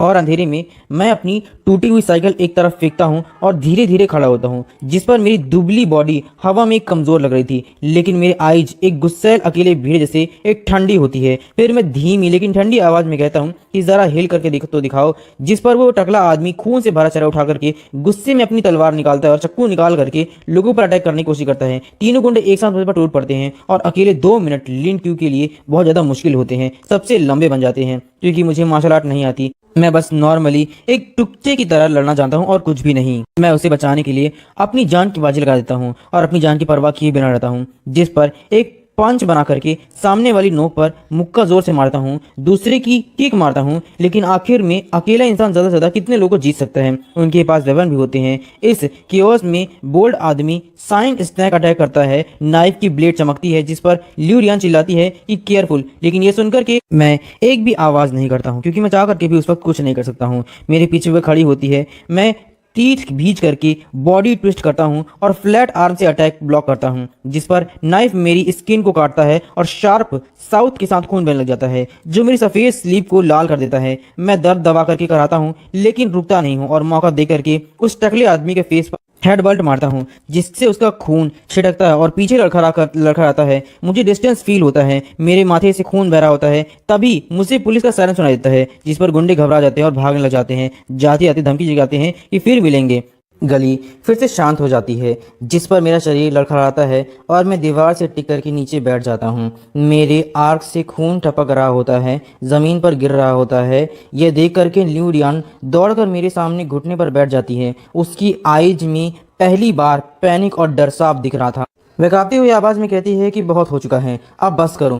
वो जल्दी से मेरे घाव को बांधने की कोशिश करती है और उसे दबा करके खून कम निकले ऐसे कोशिश करने लग जाती है, लेकिन डर से उसके हाथ कांप रहे होते हैं। मैं स्माइल के साथ कहता हूँ कि रो मत, ये बस छोटा सा घाव लगा हुआ और कुछ भी नहीं। उसके आंसू बह रहे होते हैं और आंसू पोंछने के लिए मैं हाथ उठाता हूँ, लेकिन अपने गंदे हाथ से देख करके मैं रुक जाता हूँ। ये देख करके वो गुस्सा और दर्द में चिल्लाती है, मैं क्या तुम्हें बेवकूफ़ नजर आती हूँ? मुझे साफ दिख रहा है कि वो चाकू लिए हुए थे और तुम्हारे घाव बहुत गहरा है। तुमने डॉज करने की कोशिश क्यों नहीं की? जिसमें उसकी आंखों से आंसू गिरते हैं और मेरे हाथ पर पड़ते हैं। मैं फिर धीरे से कहता हूँ कि अगर डॉज करता तो उसे लग जाता। मेरी आवाज़ कमज़ोर पड़ रही होती है। यह सुनकर कि लिu रियान एकदम से चुप हो जाती है। उसका दिल जोर से धड़कने लग जाता है कि उसके लिए उसने अपनी जान तक देने की कोशिश की, क्योंकि इस फेक दुनिया में जहाँ लोग उसके पास सिर्फ मनी और ब्यूटी के पास आते हैं, वहाँ पहली बार कोई उसके लिए सच में खड़ा था। ये सिर्फ बेवकूफ़ी है जो सिर्फ 7 मिलियन की मिशन के लिए अपनी जान दांव पर लगा रहा है। उसके सामने खड़ा हो जाता है जिस पर यह डील उसके लिए भारी लॉस बन जाती है। लिu रियान हल्का से नाक सुकुड़ती है और फिर इमोशन के साथ कंट्रोल करते हुए कोशिश करती है कि क्या कह रहे हो, और फिर कहती है कि मेरा हाथ पकड़ो, मैं तुम्हें हॉस्पिटल लेके चलती हूँ। मैं उसे हॉस्पिटल लेके जाने के लिए मना करता हूँ। मैं हॉस्पिटल नहीं जाना चाहता हूँ क्योंकि हॉस्पिटल बहुत ज़्यादा एक्सपेंसिव होते हैं। हॉस्टल जाकर के एंटीसेप्टिक लगा लूंगा और वैसे भी ज़्यादा बड़ा घाव नहीं है, इसलिए इसकी ज़्यादा चिंता करने की तुम्हें ज़रूरत नहीं है। तुम फिक्र मत करो, ये सब कुछ ठीक हो जाएगा। जिस पर पहली बार लिu रियान का दिमाग खराब हो जाता है और वो साइड बाहर करती है, ओरिजिनल साइड दिखाती है और बोलती है कि बस बहुत हो चुका है, एकदम चुप रहो। उसकी आवाज़ काफ़ी ज़्यादा सख्त थी और उसने मुझसे सीधा कह दिया कि मैंने कहा ना कि हॉस्पिटल जाना है तो जाना है, एक्सपेंसिव है, मैं दे दूंगी, मैं तुम्हें कंपनसेशन भी दूंगी। अगर एक वर्ड भी बोला तो मैं यहीं रो दूंगी। उसके चेहरे की तरफ देखता हूँ। उसका मेकअप बहुत ज़्यादा खराब हो चुका था, लेकिन थ्रेड बिल्कुल रियल लग रही थी। उसे देख करके अचानक से जो मेरा पेन था वो अचानक कहीं गायब होने लग गया और वो मुझे बहुत ही कम महसूस हो रहा था, जैसे कोई मुझे फोर्स से कंट्रोल कर रहा हो। और मैं हल्का सा सिर हिला देता हूँ कि ठीक है, तुम्हारी बात मानता हूँ। फिर लिu रियान मुझे सहारा देकर के गली से बाहर लाती है और एक टैक्सी रुकती है, जिस पर राइड के दौरान मेरी थोड़ी सी ब्लड और ज़्यादा बहने लग जाता है और धीरे धीरे मेरा सिर शोल्डर पर रख देती है और उसका मूवमेंट बहुत जेंटल होता है, जैसे कोई मैं उसका खजाना हूँ और वो उस खजाने को संभाल रही है। उसे काफ़ी ज़्यादा फिक्र हो रही थी। फिर वह धीरे से मेरे कान में कहती है कि आगे से सिर्फ वही मुझे बुला सकती है, बाकी और कोई नहीं बुला सकता है। जब मैं जागता हूँ तो मुझे लगता है जैसे मैं जन्नत में आ गया हूँ, जिस पे सामने सफ़ेद सीलिंग दिखाई देती है और मैं किसी हार्ड आयरन बेड पर नहीं बल्कि सॉफ्ट मेमोरी और बेड पर लेटा हुआ होता हूँ, जो कि काफ़ी ज़्यादा कोमल और काफ़ी ज़्यादा अच्छा होता है। रूम देखकर मुझे समझ में आ जाता है कि काफ़ी ज़्यादा एक्सपेंसिव है। मैं अपनी उंगलियां हिलाता हूँ जिस पर मुझे वो ब्लेड लगा हुआ था। हल्का दर्द महसूस हो रहा था और वो मुझे याद दिलाता है कि मैं अभी जिंदा हूँ, लेकिन चलो कोई बात नहीं, ये खरोच तो बहुत छोटी और मुझे अक्सर लगती रहती है। तभी साइड से लिन आती है और कोड वॉइस में बोलती है कि उठ गए, जिस पर मैं अपना सर घुमाकर देखता हूँ और फोकस करते ही उसे सोफे पर बैठा हुआ देखता हूँ। उसने कपड़े बदले हुए थे और कल का जो ब्लड आउट स्पॉट था वो गायब हो चुका था। उसने इस बार एक सिल्क शर्ट पहना हुआ था जो उसकी क्लासी लुक बनाता है और वह एक नाइफ हाथ में लेकर के एप्पल छील रही थी, जिस पर उसका पोज ऐसा था जैसे कोई आर्ट बना रही हो। उसकी रिजल्ट बिल्कुल खराब होता है। एप्पल का शेप बिगड़ चुका होता है क्योंकि वो इतनी अमीर है कि उसे एप्पल काटना आता ही नहीं है। उसका पूरा शेप आड़ा बेड़ा होता है। मैं कुछ बोलने की कोशिश करता हूँ लेकिन गला सूखा होता है, जिस पर लिu रियान तुरंत उठती है और गर्म पानी लेकर के मेरे पास आती है और कहती है कि पहले पानी पी लो, कुछ बोलो मत। मैं शर्माते हुए खुद लेने की कोशिश करता हूँ लेकिन वह मना कर देती है और कहती है कि हाथ मत हिलाओ, मैं तुम्हें मैद कर देती हूँ, अपना मुँह खोलो। और मजबूरी में उसकी बात मान लेता हूँ, जिससे वो धीरे धीरे मुझे पानी पिलाने लग जाती है और मेरी कॉन्शियसनेस क्लियर होने लग जाती है। मैं फिर पूछता हूँ कि ये जगह कौन सी है। चारों तरफ देख करके मुझे फ्लैट टीवी स्क्रीन और लग्जरी सेटअप दिखाई दे रहा होता है। बाहर विंडो से व्यू भी काफी ज्यादा अच्छा नजर आ रहा होता है, जो हॉस्पिटल जैसा लग ही नहीं रहा होता है। आसपास का नज़ारा देख करके तो मुझे ऐसा लग रहा होता है जैसे कोई हॉस्पिटल नहीं बल्कि कोई लग्जरी अपार्टमेंट हो जहां मुझे रखा गया है। ये एक प्राइवेट वीआईपी वार्ड है, हार्मनी प्राइवेट हॉस्पिटल है, जो कि पब्लिक हॉस्पिटल की तरह भीड़ नहीं होती है। ये सुन करके मेरा दिल एक पल के रुक गया, क्योंकि इतना एक्सपेंसिव हॉस्पिटल का आखिर मैं बिल चुकाऊंगा तो चुकाऊंगा कैसे, क्योंकि ये हॉस्पिटल तो देख करके ही लग रहा होता है कि कितना एक्सपेंसिव होगा। ये जगह काफ़ी ज़्यादा एक्सपेंसिव है, इसीलिए एक रात का खर्चा भी बहुत ज़्यादा होगा, जो मेरे लिए चुकाना नामुमकिन। जिस पर मैं एकदम हेजिटेट करते हुए बोलता हूँ कि मेरे पास इतना पैसा नहीं और इंश्योरेंस भी नहीं है, नॉर्मल हॉस्पिटल ठीक रहेगा। लेकिन उन्हें बिना देखे ही कहती है कि चुप रहो, 700 मिलियन ऑलरेडी एडवांस दे चुकी हूँ, कम पड़े तो और दूंगी, अगर पैसे की बात है तो नर्स से मोटी नीडल लगवा दूंगी तुम्हें। ये सुन करके मैं तुरंत चुप हो जाता हूँ, क्योंकि इतनी बड़ी रकम मैंने जिंदगी में पहले कभी नहीं देखी थी। ये रिच लोगों की दुनिया में बहुत कम होंगी, लेकिन मेरे लिए ये बहुत बड़ी थी। रूम में अजीब शांति छा जाती है, मुझे समझ ही नहीं आ रहा था कि मैं क्या बोलूं, सिर्फ एप्पल काटने की आवाज़ आती है। तभी मेरे पास रखा फ़ोन वाइब्रेट होता है, जिस पर मैं फिर से देखता हूँ और समझ जाता हूँ कि ये बॉस का मैसेज है। मैं देखता हूँ कि लियो रियान अभी भी एप्पल काटने में बिजी है, जिस पर मैं धीरे से फ़ोन उठाकर अपने चादर के अंदर डाल लेता हूँ और फिर उस मैसेज को देखता हूँ कि जिंदा हो या नहीं, जिस पर मेरा हाथ हल्का सा कांपता है और रिप्लाई करता हूँ कि हॉस्पिटल में हूँ। बॉस फिर पूछती है कि लियो रियान क्या कर रही है, कहीं वो मुझे छोड़ करके चली तो नहीं गई है ना। मैं चुपचाप उसकी तरफ देखता हूँ, वो पूरे फोकस से एप्पल काट रही होती है और उसकी शेप देने की कोशिश कर रही होती है, जिस पर बॉस का मैसेज आता है कि वह सिर्फ शो ऑफ करती है, अभी फ़ोन चला रही होगी, ये सेल्फीज ले रही होगी। मैं उसे देखता हूँ, उसकी नोज पर पसीना की छोटी सी बूंद आती है और वह जेनुअनली मेहनत कर रही होती है, जिस पर मुझे हंसी आने लगती है। तभी लियो रियान स्माइल करती है और बोलती कि क्या हो गया है, फाइनली अपना मास्टरपीस पूरा हो चुका है, ये देखो, और प्लेट लाकर के मेरे सामने रखती है। उसके चेहरे पर प्राउड एक्सप्रेशन होता है, जैसे कंप्लीटली उसने कोई बहुत बड़ा काम कर लिया हो और मैं इंतजार कर रही हो, और कहती है कि खाओ, ये पहली बार बनाया है, दिखने में खराब है लेकिन टेस्ट सेम है। मैं उन वियर्ड शेप वाले एप्पल की पीस को देख रहा होता हूँ, अंदर एक वार फीलिंग होती है। फिर उसे थैंक्स बोल करके उसे एक पीस खाता हूँ। मुझे ध्यान से देखती है और पूछती है कि कैसा है, जिस पर मैं सच सुनने वाला जवाब देता हूँ कि ये काफ़ी स्वादिष्ट है। उसकी लिप्स पर एक हल्की सी स्माइल आ जाती है, लेकिन तभी उसका फ़ोन बजता है, वह स्क्रीन देखती है, उसका एक्सप्रेशन तुरंत डार्क हो जाता है। वह गुस्से में देर से बोलती है कि इडियट। मैं पूछता हूँ कि क्या हुआ, जिस पर वो थोड़ी देर के लिए हेजिटेट करती है और मेरा फ़ोन अपनी तरफ घुमाते कहती है कि देखो, तुम फेमस हो गए हो। वो कुछ और नहीं बल्कि जिनचैंग यूनिवर्सिटी के ऑफिशियल फोरम होता है, जहां पर टॉप पर पोस्ट दिख रही होती है, जिसमें लिखा हुआ होता है कि लेट नाइट घटना की वजह से पुअर स्टूडेंट और कैंपस की ब्यूटी दोनों घायल हुए। क्या ये हीरो सेविंग ब्यूटी को बचा पाया है या फिर ये कोई ट्रैप है। साथ में कुछ लग्जरी फोटोज भी होती हैं जो कि क्लियर नहीं होती हैं, लेकिन सारे लोगों के लिए ये काफ़ी होती हैं। पहली बार में जो फोटो दिखी वो बिल्कुल साफ नहीं थी, लेकिन दूसरी फोटो में साफ साफ कुछ दिख रहा था। उसमें साफ दिख रहा था कि मैं कन्वीनियंस स्टोर के सामने साइकिल को पूरी स्पीड से पैडल करता हुआ भाग रहा हूँ, जिस पर मेरी बैग ही दिख रही होती है। दूसरी फोटो में वो लियोरान हॉस्पिटल के गेट के पास खड़ी होती है, जो खून से भरा हुआ होता है। उस फोटो में साफ दिख रहा होता है कि वो किस तरीके से खून से लथपथ हालत में मुझे पकड़े हुई होती है और सहारा देकर के नीचे उतार रही होती है। तीसरी फोटो में जो सबसे ज्यादा वायरल थी, उसमें साफ दिख रहा होता है कि इमरजेंसी रूम में बाहर खड़ी होती है, उसकी आंखें लाल होती है और गुस्से में जैसे वो एकदम से पागल हो जाएगी। नीचे कमेंट सेक्शन में हजारों रिप्लाई भरे हुए थे और मैं जैसे कोई मैसिव ऑनलाइन वॉर चल रही हो। कोई कहता है कि ये तो कैंटीन में मीट भी अफोर्ड नहीं कर सकता था, तो फिर इसने उस गुंडे को कैसे हरा दिया, जरूर ये कोई झूठ बोल रहा होगा। दूसरा बोलता है कि कोई इस हीरो को सेव करने वाला भी था, क्या बात है, ये जरूर ड्रामा कर रहा होगा। पूरा का पूरा सेटअप मुझे बस बदनाम करने पर तुला हुआ था। इतना कॉन्फिडेंस पब्लिक मैंने पहले कभी नहीं देखी थी। फिर लोग कहते हैं कि एक गरीब आदमी स्टेटस के लिए कुछ भी कर सकता है, जिस पर कोई कंपेयर करता है कि एक तरफ रिच ब्यूटी है और दूसरी तरफ एक गरीब जूनियर्स। ये बेकार है, अगर दोनों कपल बन गए तो 30 साल का स्ट्रगल बच जाएगी। ये तो इसका लग जाग गया कि इसे रिच ब्यूटी मिल चुकी है। ये पढ़ते पढ़ते मेरी आईब्रोज टाइट हो जाती है, क्योंकि मुझे फिनिक्स मैन और चिप ट्रैकर कहा जा रहा होता है। मुझे जो कहा जा रहा होता है कि किस तरीके से गरीब ने एक अमीर लड़की को फंसा लिया। तभी लिंकी बोलती है और अचानक फ़ोन छीन लेती कि ये क्या बकवास है, मत देखो, लोग पता नहीं क्या क्या बकवास कर रहे हैं, फ्री बैठे हैं ना, कोई काम नहीं है इसलिए कुछ भी बक रहे हैं। ऊपर वह काम दिखाती है, जिस पर वह मन ही मन सोचती है कि मेरे आदमी को फिनिक्स मैन बोले हैं, उनकी हिम्मत कैसे हुई। फिर वो खड़ी होकर बोलती है कि मैं वॉशरूम जा रही हूँ, अंदर जाकर के डोर लॉक करती हूँ। फिर तुरंत अपना बैग का फ़ोन लेती है और दूसरे अकाउंट में स्विच करती है। उसके फिंगर्स इतनी तेज से टाइप करते हैं जैसे कोई टाइप राइटर हो। वो कमेंट का रिप्लाई करना शुरू करती है कि रूमर फैलाना वालों, तुम लोगों पर लीगल एक्शन लेना पड़ेगा। वे गुस्से में लिखती है कि वो कोई भी बेवकूफ़ नहीं है और ना ही कोई घटिया इंसान है, उसने मुझे पटाया हुआ है। उसने मुझे बचाने के लिए अपना एक हाथ तक घाव ले लिया और यहाँ तक कि उसका भी काफ़ी कुछ डैमेज हुआ है। जो खुद कावर्ड है वो दूसरों की इस तरीके से परवाह करने की जगह पर उस पर शक करते हैं। फिर वो कहती है कि अगर कोई रिच गर्ल किसी को सपोर्ट करना चाहती है तो उसमें दूसरों को क्या जाता है कि लाइफ रिस्की और कॉन्सिडेंस हो सकती है, कोई चीप डील नहीं है। समझ में आया? इतना लिखने के बाद भी उस पर गुस्सा शांत नहीं होता, जिस पर वो वी चैट पर खोलती है और एक कंटेंट ढूंढती है जिसका नाम प्रोफेशनल ओपिनियन कंट्रोल है, जो कि कुछ और नहीं बल्कि लोगों के ओपिनियन को कंट्रोल करने का काम करता है। उसे 100 मिलियन ट्रांसफ़र कर देती है और तुरंत रिप्लाई आता है कि बॉस आज किसे प्रमोट करना है, जिस पर वो क्लियर ऑर्डर देती है कि जिंगचियांग यूनिवर्सिटी के एक लड़के को मुझे प्रमोट करना है और उसकी जितने भी निगेटिव कमेंट्स हैं उन्हें दबा दो और सिर्फ पॉजिटिव ही भर दो,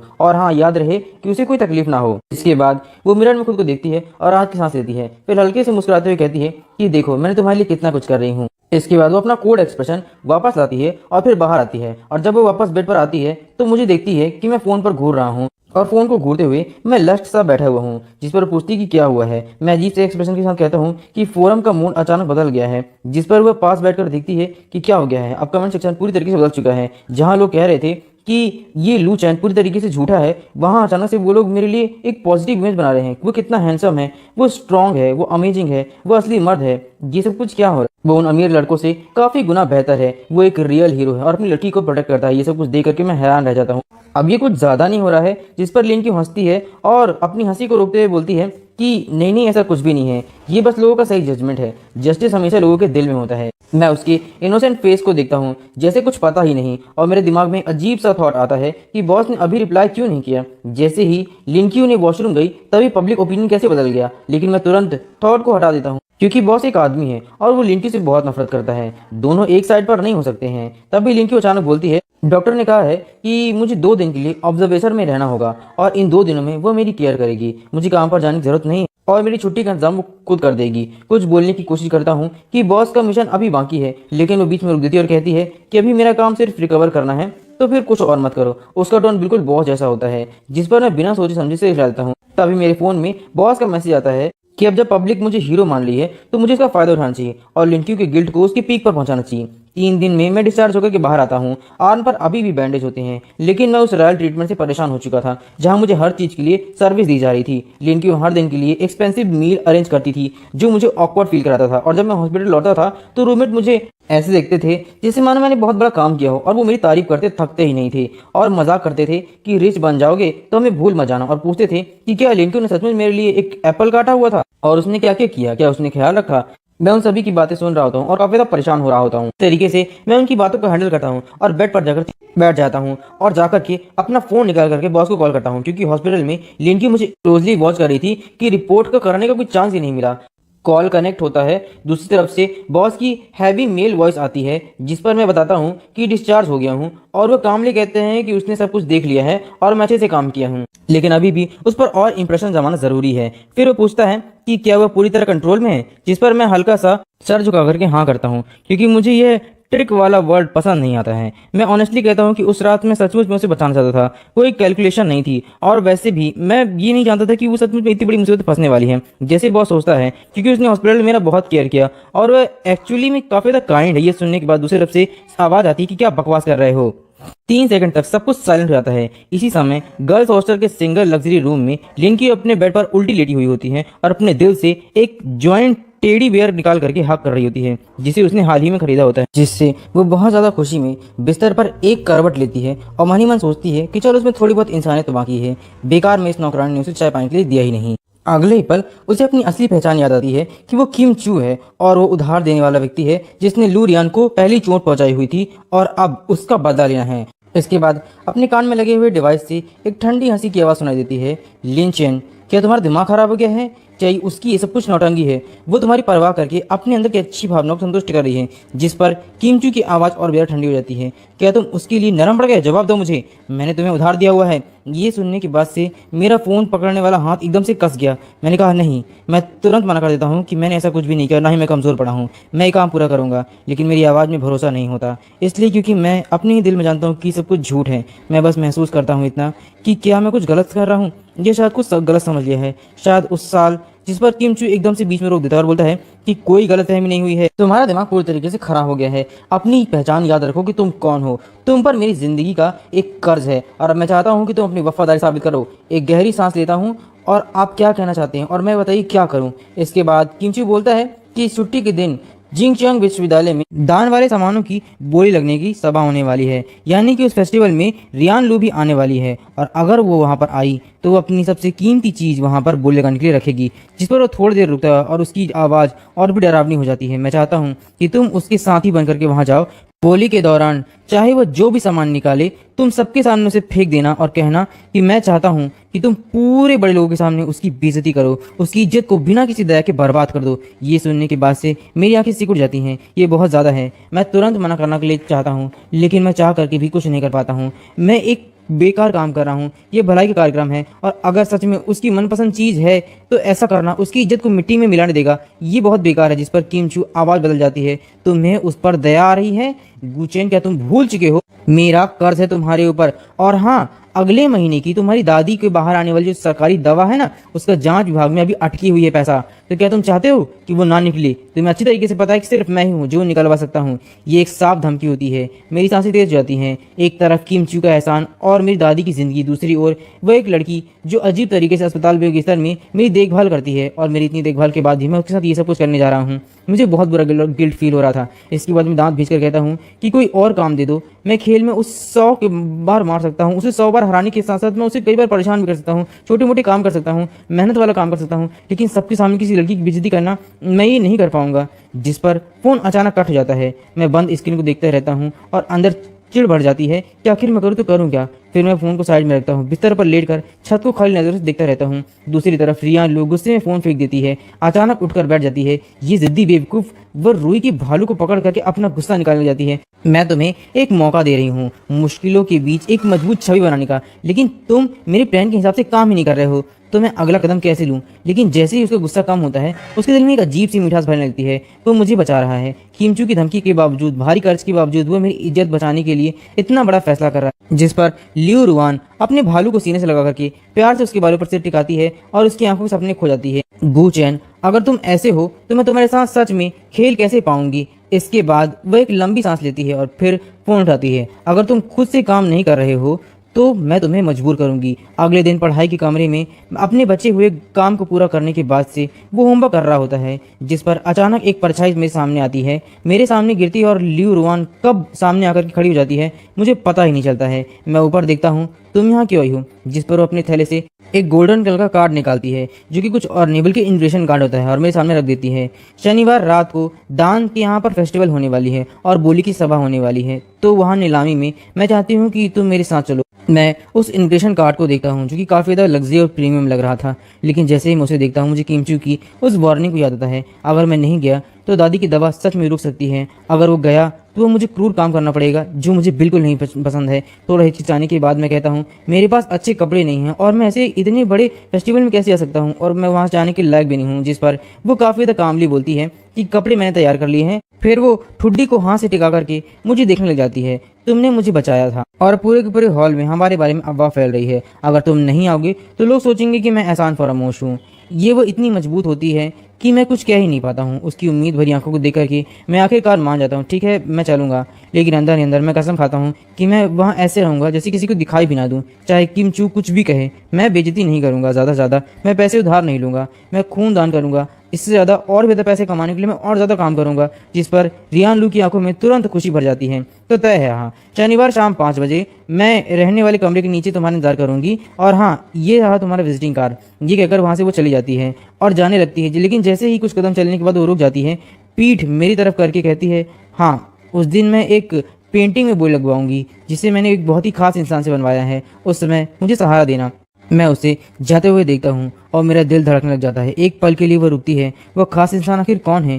किम चू या फिर कोई और है? ये सोच करके मेरे अजीब से अंदर कड़वाहट भर जाती है कि आखिर मैं करूँ तो करूँ क्या। लेकिन मुझे इस बात का पता नहीं होता है कि लियू रुआन जैसे ही इस कमरे से बाहर जाती है वो तुरंत छुप करके मुझे मैसेज भेजती है, अगर तुम बेइज्जती नहीं कर सकते तो तरीका बदलते हैं। बोली में चाहे उस पेंटिंग की कितनी भी अच्छी कीमत क्यों ना हो, तुम्हें उसे हर हाल में खरीदना होगा, समझ में आया? चाहे दिखावे के पैसे क्यों ना हो, तुम्हें उसे लगाने पड़ेंगे। मैसेज भेजकर वह चालाकी से मुस्कुराती है और फोन रख देती है। उसे इस बात का पता भी नहीं होता है कि वो कितनी बड़ी मुसीबत खड़ी कर रही है मेरे लिए, और मैं इस बात को बिल्कुल नहीं जानता हूँ कि वो लड़की कोई और नहीं बल्कि लियू रुआन है। लियू रुआन मनी मन सोचती है कि वो पेंटिंग इतनी बेकार है ना कि वो अगर कोई खरीद लेगा तो मेरी तो बेइज्जती हो जाएगी, और इस पेंटिंग में कोई और नहीं बल्कि वही बना हुआ है जो उस समय वो स्प्लिट लाइट के सामने भाग रहा था, तो उस समय मैंने उसकी पेंटिंग बना ली थी। अगर वो बेवकूफ़ उससे कोई और खरीद ले गया तो मैं सच में शर्म से मर जाऊंगी। वुचेन, ये मुश्किल रास्ता है, तुमने खुद चुना है। वह हल्की कदमों से गुनगुनाते हुए आगे बढ़ती रहती है, और एक तरफ मैं लाइब्रेरी में बैठे बैठे फंस चुका हूँ कि आखिर जो मुझे ऑर्डर मिला है मैं उसे पूरा करूँ या फिर नहीं। मैं उलझन पड़ जाता हूँ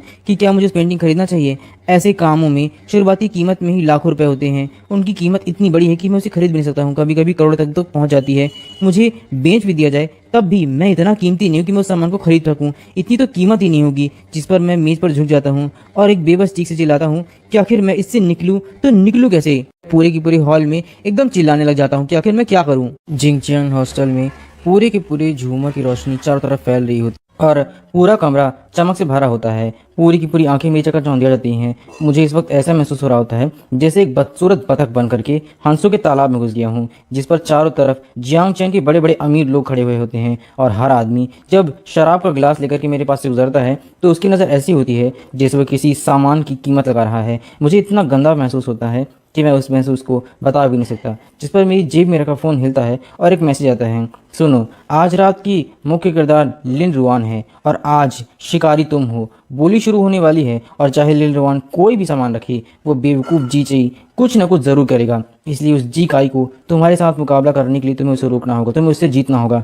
तुम्हारा सिर्फ एक ही काम है, किसी भी हाल में उससे ज़्यादा दाम लगाना है। वो किसी भी कीमत पर तुमसे जीतने की कोशिश करेगा, लेकिन उसे जीतने मत देना। ये पढ़ते ही मैं स्क्रीन को घूरता रह जाता हूँ, मेरी उंगलियाँ सफ़ेद पड़ जाती हैं। बॉस, आप मजाक कर रहे हैं क्या? यहाँ शुरुआत की कीमत ही लाखों में है और मेरे पास तो खाते में सिर्फ 7 लाख हैं। मैं ये कैसे लगा सकता हूँ?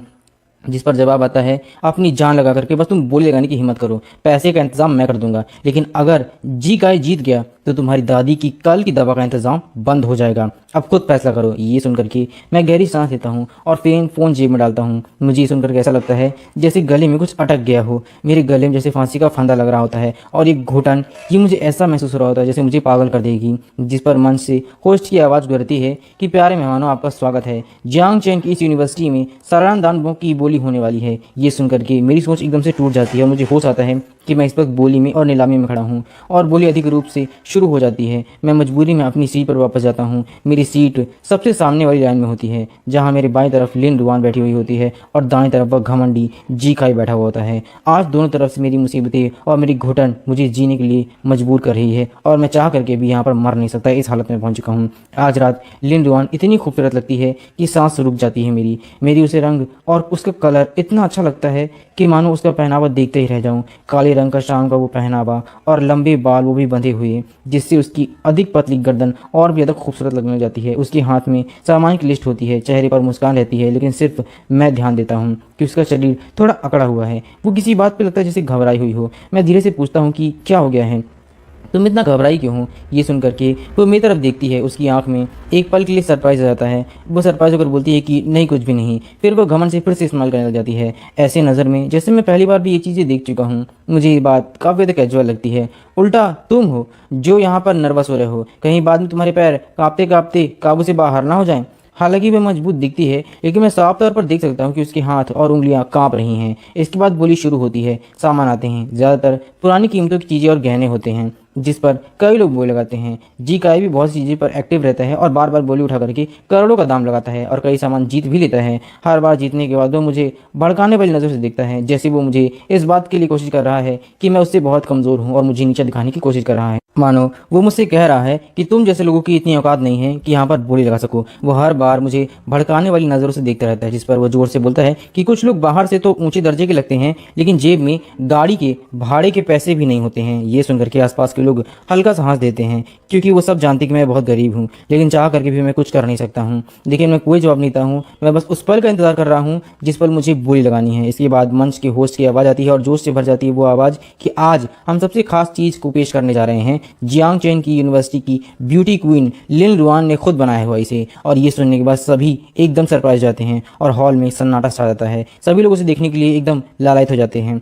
सुनते ही लाल कपड़ा हटाया जाता है और पूरा कमरा एक पल के लिए शांत हो जाता है। फिर अचानक से दबी हुई सदमे की आवाज़ उठती है कि पेंटिंग में कोई फूल या उलझी हुई कोई कला नहीं होती है, बल्कि एक असली चेहरा होता है जिसमें एक अंधेरी रात बरसात दिखाई देती है, जहाँ सड़कों की बत्ती पीली रोशनी में परछाई लंबी खींचती है और एक सफ़ेद कमीज पहने हुए लड़का जो कि भींजा हुआ है एक अनजान लड़की के सामने खड़ा होता है, उससे बचाते हुए। उसके हाथ में बाएं हाथ से खूंटा पकड़ा होता है जो लाल फूलों की तरफ फैलता है। भले ही सिर्फ पीठ दिखाई दे रही हो, चेहरा साफ ना दिखाई दे रहा हो, लेकिन वहाँ मौजूद हर कोई ये बात तुरंत पहचान जाता है कि वो कोई और नहीं बल्कि मैं हूँ। जिस पर मैं उस पेंटिंग को देखता जा रहा हूँ और मैं एकदम सरप्राइज जाता हूँ। ये पेंटिंग कोई और नहीं बल्कि मेरी ही बनाई गई है और उस रात की है जिस रात मैंने उसे बचाया हुआ था। मुझे इस बात के लिए काफ़ी सरप्राइज होता है कि मेरे दिल में भले ही उसके लिए कोई जगह ना हो, लेकिन उसके दिल में मेरे लिए इतनी बड़ी जगह है। मेरे दिल तो ऐसा महसूस हो रहा होता है जैसे किसी ने इतना कस के पकड़ा हो कि मुझे सांस लेने में भी तकलीफ हो रही हो। मुझे कभी नहीं पता था कि उस रात लिन रुआन की नज़रों में मैं ऐसा दिखता हूँ। ये सिर्फ एक पेंटिंग नहीं थी, एक खामोश लव कन्फेशन था। जैसे वो कहना चाहती हो कि मैं तुमसे बहुत प्यार करती हूँ,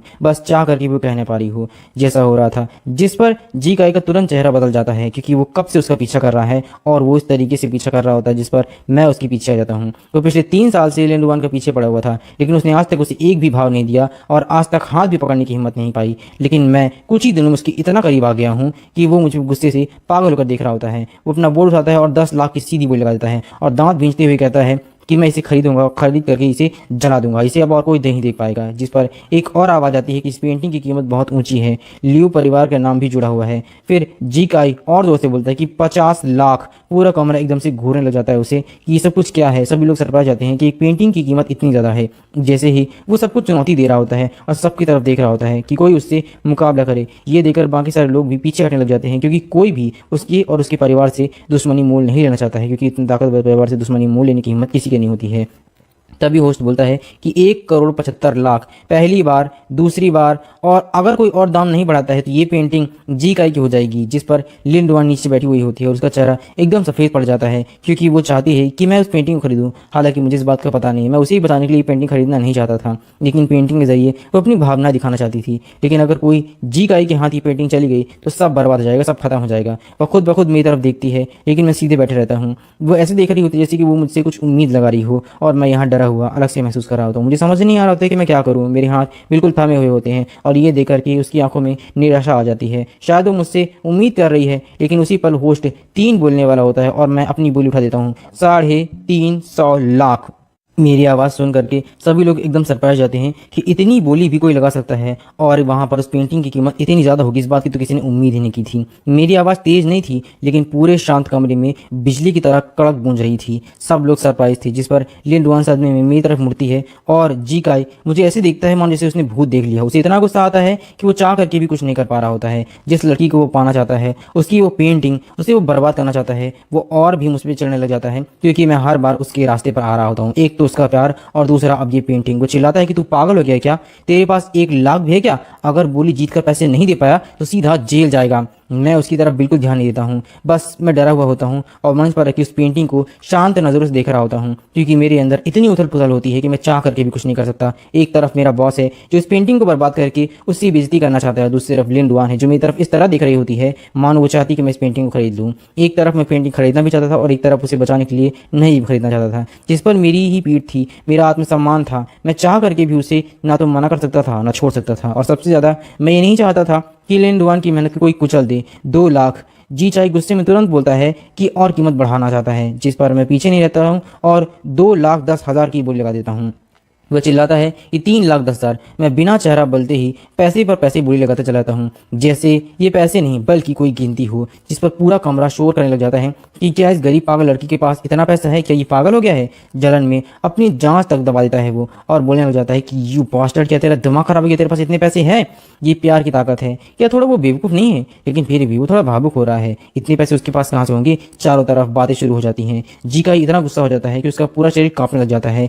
3,00,000 उसके लिए भी कोई बहुत छोटी रकम नहीं थी। 300 लाख की कीमत इतनी बड़ी थी कि वो चाह करके भी कुछ नहीं कर सकता है, और इतनी छोटी पेंटिंग की कीमत इतनी बड़ी होना उसके लिए बहुत बड़ी थी। पेंटिंग की दुश्मनी और उसे खरीदने की चाह में वो पागल हो गया था। इसे खरीद कर वो क्या खुद को तकलीफ देगा?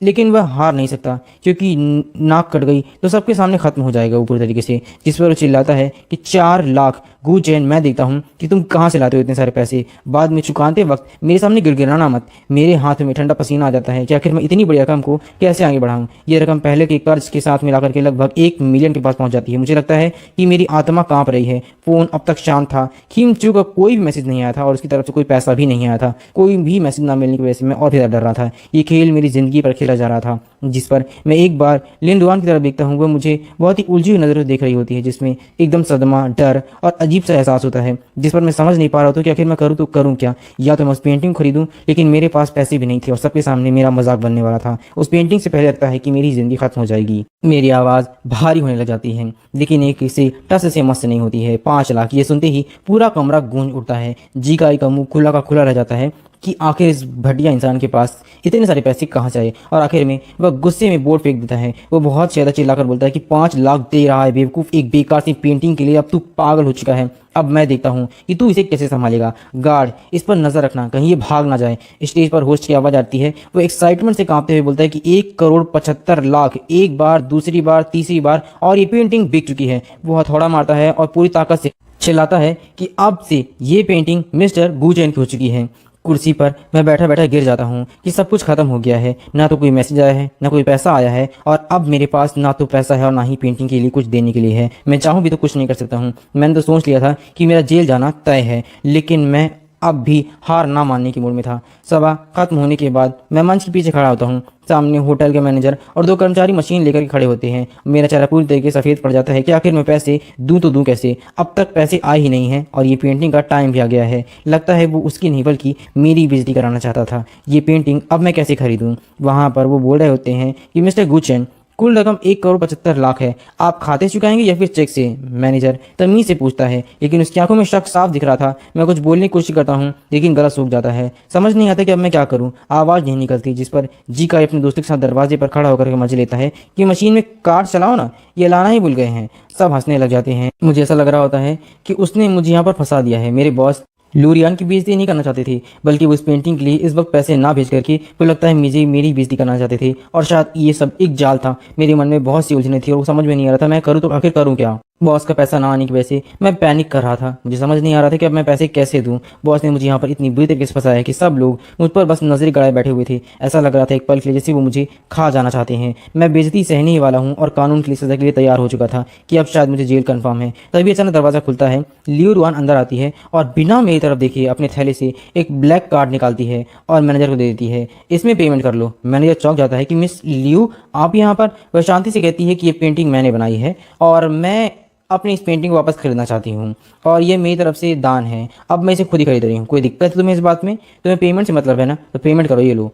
जिस पर मैनेजर चाह करके भी कुछ नहीं बोल पाता है, लेकिन वो सरप्राइज होता है। जिस पेंटिंग को उन्होंने नीलामी के लिए रखा हुआ था, वो पेंटिंग अब वो खुद ही खरीद रही हैं। आखिर ये लड़का कौन है, सबके मन में एक सवाल उठता है। लेकिन तभी वहां पर से जीका चिल्लाता है कि ये बेईमानी है। इस तरीके से बेचने वाला खुद को ही पैसे देकर के खुद की चीजें नहीं खरीद सकता है। ये आदमी धोखेबाज है। लियू रुआन, तुम इस तरीके से कैसे कर सकती हो? लियू रुआन एकदम से मुड़ती है और उसकी नज़र ठंडी हो जाती है। जीकाई, तुम गलत हो। ऐसा कहाँ लिखा हुआ है कि बेचने वाला खुद की पेंटिंग नहीं खरीद सकता है, ये कोई खुद का सामान नहीं खरीद सकता है, और मैं सिर्फ उसे उधार में पैसे दे रही हूँ, बचा रही हूँ उसे, मेरी मर्जी है। इसके बाद मेरे पास आती है और मेरा हाथ पकड़ती है और बोलती है कि बिल्कुल। स्वाभाविक तरीके से पास खड़ी होती है और जैसे ही सबके सामने हक जताते हुए बोलती है कि ये धोखा नहीं है, ये आदमी मेरा है जिसे लिन रुआन ने चुना है। 1 करोड़ 75 लाख तो क्या, ये पूरा का पूरा होटल भी मांग लेता ना तो मैं इसे खरीद कर देती। कोई दिक्कत है तुम्हें इस बात पर? ये सुनने के बाद से जी का तो जैसे दिमाग ही घूम जाता है कि जिस लड़की को वो इतने साल से पाना चाहता था, वो लड़की किसी और के पीछे इस तरीके से पागल हो चुकी है। उसे समझ में नहीं आ रहा था कि आखिर इस जैसे गरीब लड़के और उसमें आखिर फर्क क्या है कि वो इस तरीके से इसमें फर्क कर रही है। वो आखिरकार पीछे हट जाता है और हट करके चला जाता है। वो वहीं खड़े रह जाता हूँ कि समझ में नहीं आता कि आखिर मैं करूँ तो करूँ क्या। ये सब कुछ क्या हो रहा है, मुझे कुछ समझ में नहीं आ रहा। ना तो बस को मैसेज आ रहा था और लियू रुआन का यहाँ आना और ज़्यादा सरप्राइजिंग था। उसके हाथ की कोमलता मुझे महसूस हो रही थी। मेरा दिमाग खाली हो जाता है और शून्य पड़ जाता है। बस उसके शब्द गूंजते रह जाते हैं कि वह मेरा आदमी है जिसे मैंने चुना है। लोगों के जाने के बाद कमरे में सिर्फ हम दोनों रह जाते हैं, जिस पर वो मेरा हाथ छोड़ती है और एक रानी जैसा रुतबा छोड़ करके एक नॉर्मल जैसी लड़की बिहेव करने लग जाती है। उसके चेहरे पर दर्द साफ दिख रहा था। वो मुझे समझ पा रही थी कि मैं कितनी तकलीफ और पैनिक में हूँ, क्योंकि उसी का प्लान ये सब कुछ था। लेकिन उसने पैसे क्यों नहीं भेजे, इस बात को मुझे समझ में नहीं आ रहा था। वो शायद मुझे बेइज्जत करना चाहती थी, ये कोई और रीज़न था। लेकिन मुझे समझ में ही नहीं आ रहा था कि ये लड़की कोई और नहीं बल्कि लियो रुआन है, जिसने पैसे नहीं भेजे हुए, और वही मेरी बॉस है। मुझे अब तक इस बात का पता नहीं था। 1 करोड़ 75 लाख,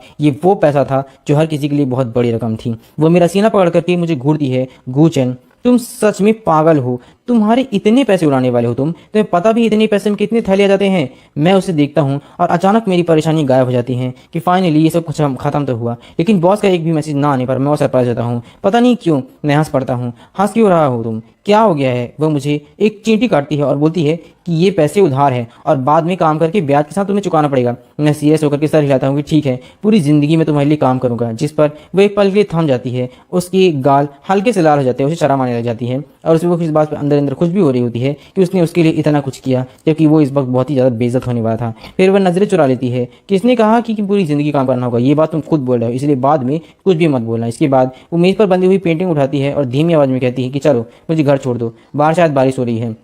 मैं चुपचाप उसके पीछे चलने लगता हूँ, जिस पर मेरा फ़ोन हिलता है। अच्छा काम किया, तरीका खतरनाक था लेकिन नतीजा मुझे पसंद आया है। किमचू का संदेश आता है और ये मैसेज सुनने के बाद से मैं सरप्राइज होता हूँ कि जब ज़रूरत थी पैसे की तब उसने मुझे पैसे नहीं भेजे और उसी ने मुझसे ये बात करने के लिए कही हुई थी, और अब इतनी बड़ी मुसीबत वो मुझे छोड़ करके चला गया था। लियो रुआन की पीठ को देखते हुए मैं पहली बार अंदर बगावत का ख्याल महसूस करता हूँ। मेरे दिल में आता है कि मैं इसकी जान ले लूँ, लेकिन मैं चाह करके भी कुछ नहीं कर सकता हूँ। इस बार मैं किमचू के लिए नहीं, सिर्फ एक खिलाड़ी हूँ जिसके साथ सब कोई खेल रहा है। जिस पर एक बाहर जोरदार बारिश हो रही होती है, जैसे आसमान खुद इस रात को नाटक जैसा बना रहा होता है। पूरा जियांगचेंग पानी में सफ़ेद चादर से ढका हुआ होता है। लियो रुआन की लाल कलर की गाड़ी उस बारिश में बिजली की तरह चमक रही होती है। लेकिन बिजली कभी कभी बुझती है। जब गाड़ी पहाड़ी रास्ते के पास पहुंचती है तो अचानक मशीन बंद हो जाती है। जब गाड़ी बंद हो जाती है तो हम लोग और ज़्यादा परेशान हो जाते हैं कि आखिर इस बारिश में कहाँ जाएंगे। धतेई की लियो रुआन टायर पर एक लात मारती है और ये गाड़ी भी खराब होने वाली है। उफ, अभी खराब होता है इसे। ये जगह पूरी तरीके से खाली है, आसपास कोई घर भी नहीं है। ये रास्ता अमीर इलाके तक जाने का अकेला रास्ता था। अब लियो रुआन को भी समझ में नहीं आ रहा होता है कि आखिर वो करे तो करे क्या। इस बारिश में ना तो कोई दिखाई दे रहा होता है और ना ही कोई मदद करने के लिए आ पाएगा। मैं कहता हूँ कि मदद बुलाते हैं, लेकिन वह सिर्फ रहती है और बोलती है कि यहाँ पर कॉल नहीं लग रहा किसी का, सिग्नल ही नहीं है तो कॉल कैसे करेंगे, इतनी भारी बारिश में सिग्नल नहीं आ पाएगा। जिस पर वो बाहर अंधेरे जंगल की तरफ देखती है, फिर मुझे देखती है और बोलती है कि हम पूरी तरह भीग चुके हैं, और कहती है कि आगे थोड़ी दूर पर मेरे परिवार का हिल स्टेशन विला है। बहुत ही बड़ा घर है और काफ़ी समय से खाली है, लेकिन शायद वहाँ पर बिजली और गर्म पानी का बंदोबस्त हो जाएगा। तो मेरे ख्याल से इस वक्त हमें वहीं चलना चाहिए। सुबह होते इस गाड़ी के लिए मैं कोई मैकेनिक ढूंढ लूँगी और शायद हो सके तो अपने घर से भी कोई बुलवा लूँगी। इसलिए फिलहाल अगर तुम कहो तो हम लोग वहाँ जा सकते हैं। जैसे ही दोनों तेज़ बारिश और तूफान फंसते हैं भीगते हुए, जिस पर वो बेहद मुश्किल से हालात में हम एक लग्जरी ढंग से विला में घुसते हैं जो जंगल के एकदम अंदर छिपा हुआ होता है। मुझे ऐसा लग रहा होता जैसे कि सब कुछ पहले से प्लान था, लेकिन मैं चाहूं भी तो कुछ नहीं कर सकता था। मेरे मन में बस हर बात का शक बैठा हुआ था। जैसे हम दरवाजे के अंदर कदम रखते हैं अचानक शांति छाती है। अंदर थोड़ा सा सीलन गीलापन महसूस होता है, लेकिन पूरा विला अभी भी काफ़ी आलीशान लगता है। जिस पर लियो रुआन आराम से जाकर के मेन स्विच ऑन करती है और अचानक कांच का एक बड़ा झूमर चमक उठता है, जिसकी गर्माहट और उसकी पीली रोशनी पूरे ठंडे माहौल को दूर कर देती है और उसकी ठंडाहट एक अजीब सी गर्माहट में बदल जाती है। इतनी खूबसूरत और इतना खूबसूरत विला देखकर के मैं सरप्राइज होता हूँ। वो इशारा करते हुए कहती है कि दूसरी मंजिल पर नहाने कमरा है, बाईं तरफ वाला मेरा है और दाईं तरफ वाला तुम्हारा है, ठीक है। तो मैं जाकर के आराम करती हूँ। अलमारी में नहाने का कपड़ा रखा हुआ है। वो भीगे हुए कपड़े से अपने पानी टपकते हुए हुक्म देती है और जल्दी से जाकर के गर्म पानी से नहाने के लिए कहती है। जल्दी जाओ, जाकर के नहा लो गर्म पानी में, कहीं ऐसा ना हो कि तुम्हारा जो घाव है वो सड़ने लग जाए, क्योंकि उसमें पानी पड़ चुका है। इसके बाद वह आधे घंटे में हॉल में आग जलाती है और आग की लपटें चटकने की आवाज़ सुनाई देती है। वहाँ वो आग काफ़ी ज़्यादा खूबसूरत लग रही थी। एक ढीला ढाला सफ़ेद नहाने के कपड़े पहन करके मैं नीचे आता हूँ, जिस पर लियो रुआन पहले ही नहा करके नीचे बैठी होती है। वो रेशमी रात के कपड़े पहने में हुई होती है और हाथों में 2 शराब का गिलास लिए हुए होती है। वो लाल वाइन की बोतल को पकड़े हुए उस पानी को और उस शराब को ग्लास में डालती है और हल्का से घुमाते हुए कहती है कि चलो आओ एक जाम साथ में लेते हैं। उसकी आंखों में धीमी रोशनी थोड़े सपने जैसी लगती है और ये सारी चीज़ें ऐसा लग रहा था जैसे कि कोई सपना हो। एक खूबसूरत रात, भीगी हुई बरसात और हम दोनों इस तरीके से एक विला में अकेले, साथ में कैंप फायर और यहाँ ये शराब। ऐसा लग रहा होता है मानो जैसे कोई भी सपना हो मेरा। मैं थोड़ा हिचकिचाता हूँ, फिर जाकर के उसके सामने बैठ जाता हूँ। वो बताती है कि ये शराब उसे शराब की अलमारी में मिली हुई थी और ये शराब 1982 की एक खास शराब है और ये उसके लिए काफ़ी ज़्यादा एक्सपेंसिव है। वो मेरे लिए एक गिलास भरते हुए कहती है कि इसका एक घूंट भी लाखों का होता है और आज तुम काफ़ी ज़्यादा लकी हो कि ये गिलास मैं तुम्हें भर करके दे रही हूँ और तुम्हें इतनी लग्जरी वाइन पीने के लिए मिल रही है। मैं गिलास उठा करके एक घूंट लेता हूँ। स्वाद थोड़ा कड़वा लगता है, लेकिन उसकी मिठास काफ़ी देर तक बनी रहती है। बाहर बिजली गूंज रही होती है है। बारिश तेज होती है और कांच की खिड़कियों पर गिर रही होती है। अंदर आग की गर्माहट और शराब की खुशबू पूरे माहौल को आरामदायक बना देती है, जिस पर एक माहौल प्यारा सा बन जाता है। और ऐसी भावनाओं में, ऐसे मौसम में हर किसी की भावनाएं काफ़ी ज़्यादा अट्रैक्टिव हो जाती हैं। एक नॉर्मल से नॉर्मल इंसान भी यहाँ पर इंसान अट्रैक्टिव दिखने लग जाता है और अपनी शर्म छोड़ने लग जाता है। इसके बाद कुछ जाम लेने के बाद लियो रुआन का गला हल्का सा लाल हो जाता है और वह घमंडी नहीं बल्कि एक अमीर महिला की जगह पर एक नॉर्मल साधारण लड़की लगती है जो दिल की बात शेयर करना चाहती है। वो मुझे थोड़ा सा धुंधली आंखों से देखती है और पूछती है कि आज बोली लगाने के हॉल में मैंने 350 लाख का दाम क्यों लगाया, जबकि मुझे पता था कि ये खर्च मैं उठा भी नहीं सकता हूँ, और इतना लंबा दाम जिसकी कीमत हर किसी के लिए सरप्राइज कर दे, वो भी एक नॉर्मल सी पेंटिंग के लिए, जबकि उसे पता था कि उसके पास कोई पैसा नहीं। तो फिर आखिर उसने ऐसा किया क्यों? ये सवाल काफ़ी ज़्यादा खतरनाक था। सच बोलूं तो ये किमचू का हुक्म था, लेकिन उसने पैसे ही नहीं भेजे। वो ये चाहता था कि वो तुम्हारी बेइज्जती करे या फिर मेरी बेइज्जती करे, लेकिन इस वक्त तुमने मुझे बचा लिया। मैं सच कहूँ तो झूठ बोलूँ तो अपनी इज्जत बचाना चाहता था, लेकिन उसकी साफ आंखों को देख करके मैं झूठ भी नहीं बोल सकता था और ना ही कड़वा सच बताना चाहता हूँ। मैं नीचे शराब को देख कर कहता हूँ कि उस पेंटिंग में मैं खुद को देख रहा था, बहुत बहादुर देखता हूँ और मैं खुद को खरीदना चाहता था। इसीलिए एक ऐसा इंसान जो उसे बचा सके, जिस पर लियो रुआन एकदम हैरान हो जाती है और पूछती है कि किसे वो। मैं बोलता हूँ कि मैं उस इंसान को बचा सकता हूँ जिस इंसान को मुझे बचाने की ज़रूरत हो। ये सुनने के बाद से वो सरप्राइज होते ही बोलती है कि क्या बात है, क्या उसने ऐसा जवाब सोचा भी नहीं था, और ये सीधा शब्द उसके दिल को छू जाता है। वह अंदर अंदर सोचती है कि शायद वो सच में दिल हार रहा है। क्या मैं उसे पूरी सच्चाई बता दूं? मेरी आंखों में वो देख करके सच्चाई महसूस करती है। इसके बाद वो थोड़ा झुकती है और पूछती है कि क्या मुझे उस पेंटिंग का असली नाम पता है? मैं खुद ब खुद पीछे हटने लग जाता हूँ और कोशिश करता हूँ कि मैं कुछ ना बोलूँ, लेकिन पीछे सोफा होने की वजह से मैं रुक जाता हूँ। मैं चाह करके वहाँ कुछ नहीं बोल सकता हूँ। उसका नाम मेरे ख्याल से गार्ड है ना, जैसा होस्ट ने बताया था। जिस पर वो हल्का सा हंसती है और बोलती है मेरी छाती पे उंगली घुमाते हुए कि ऐसा कुछ भी नहीं है। वह कहती है कि उसका असली नाम कुछ और है। वो तो एक नकली नाम था, उसका असली नाम था शिकार, यानी कि हंटर। ये सुनकर के वो पूरी तरह अकड़ जाता हूँ कि आखिर ये कैसा नाम है, और मेरे दिमाग सवाल चलने लग जाता है कि हंटर कौन है और वो किसका हंट कर रहा है। लियो रुआन मेरे रूप को देख करके अंदर ही अंदर मजा ले रही थी, और नशे में वो आखिरकार सवाल पूछ लेती है जो काफ़ी समय से उसके मन में होता है। वह कहती है कि मुझे सच सच बताना और जवाब देना। अगर तुमने मुझे सच नहीं बताया, झूठ बोला, तो मैं तुम्हें बारिश में बाहर ही फेंक दूंगी। फिर वो पूछती है कि अगर वो अमीर नहीं होती, अगर अस्पताल की देखभाल में उसने पैसे उसके ऊपर खर्च नहीं किए होते, तो उस रात उसे बचाने की जगह पर क्या वो छोड़ देता? अगर वो कोई अमीर लड़की ना होकर के एक नॉर्मल लड़की होती तो क्या होता? जिस पर मैं उसकी आंखों में जलती हुई परछाई को देखता हूँ। याद करता हूँ कि किमचू का काम मिलने से पहले मैंने यूनिवर्सिटी में उसे कई बार डांस प्रैक्टिस करते हुए देखा है, और वो मुझे शुरुआत से काफ़ी पसंद थी, लेकिन वो इतनी अमीर थी और मैं इतना गरीब। आखिर मैं उसे कैसे पसंद कर सकता था? तभी मेरे दिमाग में बस एक ही बात बस गई थी कि मुझे उसे पाना है, पर मैं चाह करके भी कुछ नहीं कर पाया और ना ही कभी बताने की हिम्मत कर पाया। मैं मजबूती से जवाब देता हूँ कि चाहे कोई भी हो, अमीर हो या गरीब हो, अगर उसे मुसीबत है तो मैं उसे ज़रूर बचाता रहूँगा हमेशा।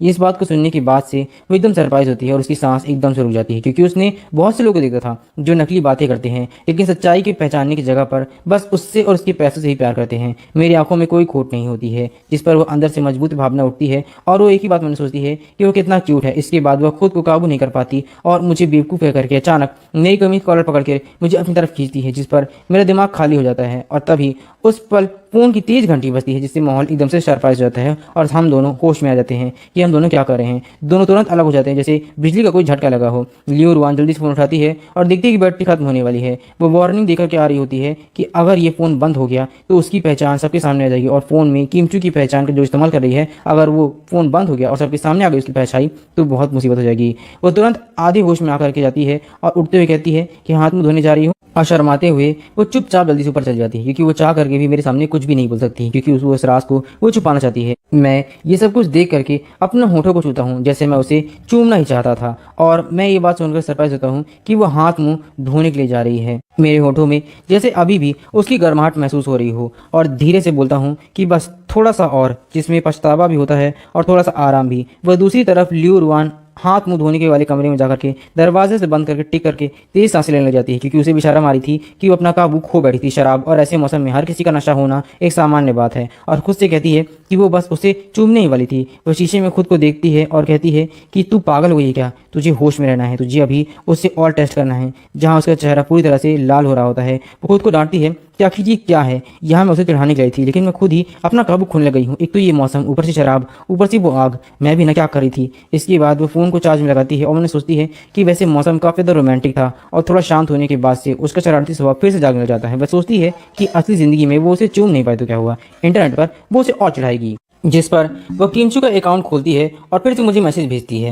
मैसेज आता है कि हम दोनों एक ही कमरे में हैं और अगर मैंने लियो रुआन को छुआ तो मेरा हाथ तोड़ देगा। ये सुनने के बाद मैं एकदम सरप्राइज होता हूँ। मैं नीचे मैसेज को पढ़ता हूँ और बेबस होकर के मुस्कुराता हूँ, क्योंकि मैं उसे चूमना तो चाहता हूँ, मगर वो इतनी अमीर लड़की और मैं गरीब, मैं पहले से ही चाह करके भी कुछ नहीं कर सकता। जिस पर मैं तुरंत जवाब भेजता हूँ कि बॉस, आप ज़्यादा सोच रहे हैं, मैं ऐसा कैसे कर सकता हूँ। मैसेज भेजने के बाद मैं ऊपरी मंजिल से उसे बंद दरवाजे की तरफ देखता हूँ और सच कहूँ तो हिम्मत नहीं है, लेकिन अभी भी कुछ देर पहले मैं सच में उसे चूमना चाहता था। उस बारिश भरी रात को मैं उस अधूरे पल में मेरे लियो रुआन के बीच एक अजीब सी खामोशी आ जाती है। बाहर देखे तो हम दोनों एक तय जोड़ी की तरह लगते हैं, जिसे पूरे कॉलेज मानता है, लेकिन चाह करके भी हम दोनों कोई भी कपल नहीं है। हालांकि ये बात सिर्फ मैं जानता हूँ। लियो रुआन अब उस लाल कीमती गाड़ी पर नहीं बैठती है, बल्कि अब धीरे धीरे मेरी पुरानी सुधरी हुई साइकिल के पीछे बैठने लग जाती है, उसकी आदत डाल लेती है। धीरे धीरे हम दोनों की नज़दीकियाँ बढ़ने लग जाती हैं। वो मेरे साथ साथ अब काफ़ी सारे काम भी करने लग जाती है। हाथ में 7 रुपए वाली फुल्की के पकौड़े और एक साधारण बेफिक्र लड़की की तरह हंसती रहती है, जिस पर हम दोनों की नज़दीकियाँ और बढ़ने लग जाती हैं।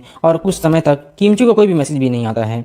अब मैं भी पहले जैसा नहीं रहता हूँ। मैं भी अब कोई सूखी रोटी खाने वाला गरीब लड़का नहीं, बल्कि मेरे होठों पर अक्सर हल्की सी मुस्कान रहती है, जिसे मैं खुद भी ध्यान नहीं देता हूँ। मुझे ये सब चीज़ें काफ़ी ज़्यादा अच्छी लगने जाती हैं, लेकिन सच ये है कि मीठी परत के नीचे एक खतरनाक समय का बम छुपा हुआ होता है, जिसे सिर्फ हम दोनों ही जानते हैं। मुझे डर रहता है कि वो किमचू नाम की परछाई कभी भी सामने आकर के कुछ भी बर्बाद कर सकती है, और कब उसका मैसेज आ जाए मैं जानता भी नहीं हूँ। वहीं लियो रुआन को भी इस बात का डर रहता है कि कहीं ये नरमी उसे 350 का कर्ज की वजह से ना हो, या उस बरसाती रात की खामोशी की वजह से ना हो। कहीं ऐसा ना हो कि ये सच सबके सामने आ जाए और वो उसे छोड़कर चला जाए। वह समझ नहीं पा रही होती कि क्या ये दिखावा है या असली भावना है। वो अभी भी मुझे टेस्ट करना चाहती है, और जितना वो गहराई जाती है उतना ही खोने का डर बढ़ता जाता है। इसके बाद जब ये डर सीमा पार कर लेता है तो इंसान की दीवार फैलने लग जाती है। और शुक्रवार को दोपहर लियो रुआन चाय की दुकान के कोने पर बैठी खिड़की के बाहर मुझे क्लासमेट की मदद करते हुए देखती है, जिस पर वो सोचती है कि अब ये सब ऐसे ही चलता रहता है। उसे लगता है कि वह इस खेल को काबू खो रही है जो उसने खुद शुरू किया था। अब वही खेल खींच करके वो अंदर ले जाती है और थोड़ा और उसे बढ़ाने लग जाती है। वो मेरी गर्माहट, मेरी अजीब सी देखभाल को याद करने लगती है और सोचती है कि अगर एक दिन मुझे पता चल गया कि कीमचू वही है जिसने उसका मजाक बनाया था और इसके साथ ही सब कुछ किया, तो वो आखिर कैसा बर्ताव करेगा। ये डर एक ठंडे सांप की तरह उसके दिल को जकड़ लेता है। उसके मन में बस यही ख्याल आता है कि कहीं ऐसा ना हो कि वो उसे छोड़कर चल जाए, जिस पर वो तय करती है कि अब इसे खत्म करना होगा। इसके बाद कीमचू की पहचान से मुझे आखिरी फैसला लेने के लिए मनाती है।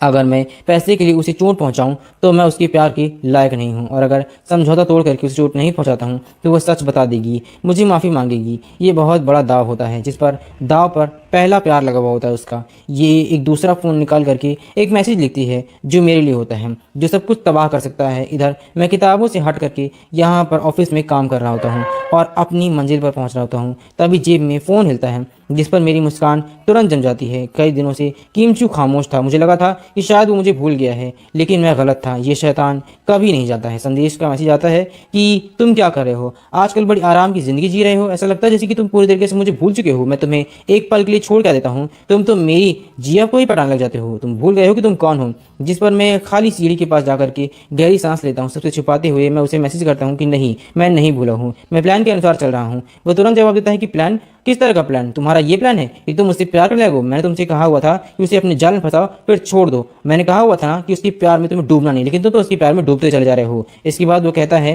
कि इस खेल को अब उबाऊ हो गया है, अब पर्दा गिराना होगा, ठीक है, इसलिए अब तुम्हें वही करना होगा जो मैं कहता हूँ। वो बताता है कि अगले बुधवार को लियो रुआन का 22वां जन्मदिन है और उसके परिवार ने सबसे बड़े कमरे में पार्टी रखी है, जहाँ पूरे शहर के अमीर लोग, उसके माता पिता भी होंगे। ये सही मौका है। मेरा दिल बैठा जा रहा होता है कि कहीं वो कुछ ऐसा काम ना कह दे जो उसके लिए बहुत बड़ी बेइज्जती हो। पर मैं अच्छी तरीके से जानता हूँ कि वो मुझे ऐसा ही काम बोलेगा जो मेरे लिए बहुत मुश्किल है, क्योंकि लियो रुआन का ये काम बहुत मुश्किल था। मेरा दिल बैठ जाता है और ठंडी लहर के साथ मैं उससे बोलता हूँ कि क्या है, मेरे लिए ऐसा है जैसे मैं किसी लहरों पर अपना सिर दौड़ा रहा हूँ। जिस पर मैं पूछता हूँ कि आप मुझसे और क्या कराना चाहते हैं, सिर्फ मर्डर को छोड़ करके। जिस पर वो कहता है कि केक काटने के सामने, सबके सामने, खबरों और कैमरों के सामने मुझे उसके चेहरे पर केक मारना है और सबको बताना है कि मैंने कभी उससे प्यार नहीं किया, मैं सिर्फ उसके लिए उसके पास गया हुआ था और पैसे के लिए गया हुआ था, जो पैसे मैंने तुम्हें दिए हुए हैं। मुझे उसकी ऐसे अमीर लड़कियों की दिखावट और ज़्यादा खराब लगती है, और फिर उसके दिए हुए सारे तोहफे फेंक कर चले जाना है, उसकी मुंह पर उसकी बहुत बड़ी बेइज्जती करनी, ताकि वो दोबारा कभी भी सर उठा ना सके। वो कहता है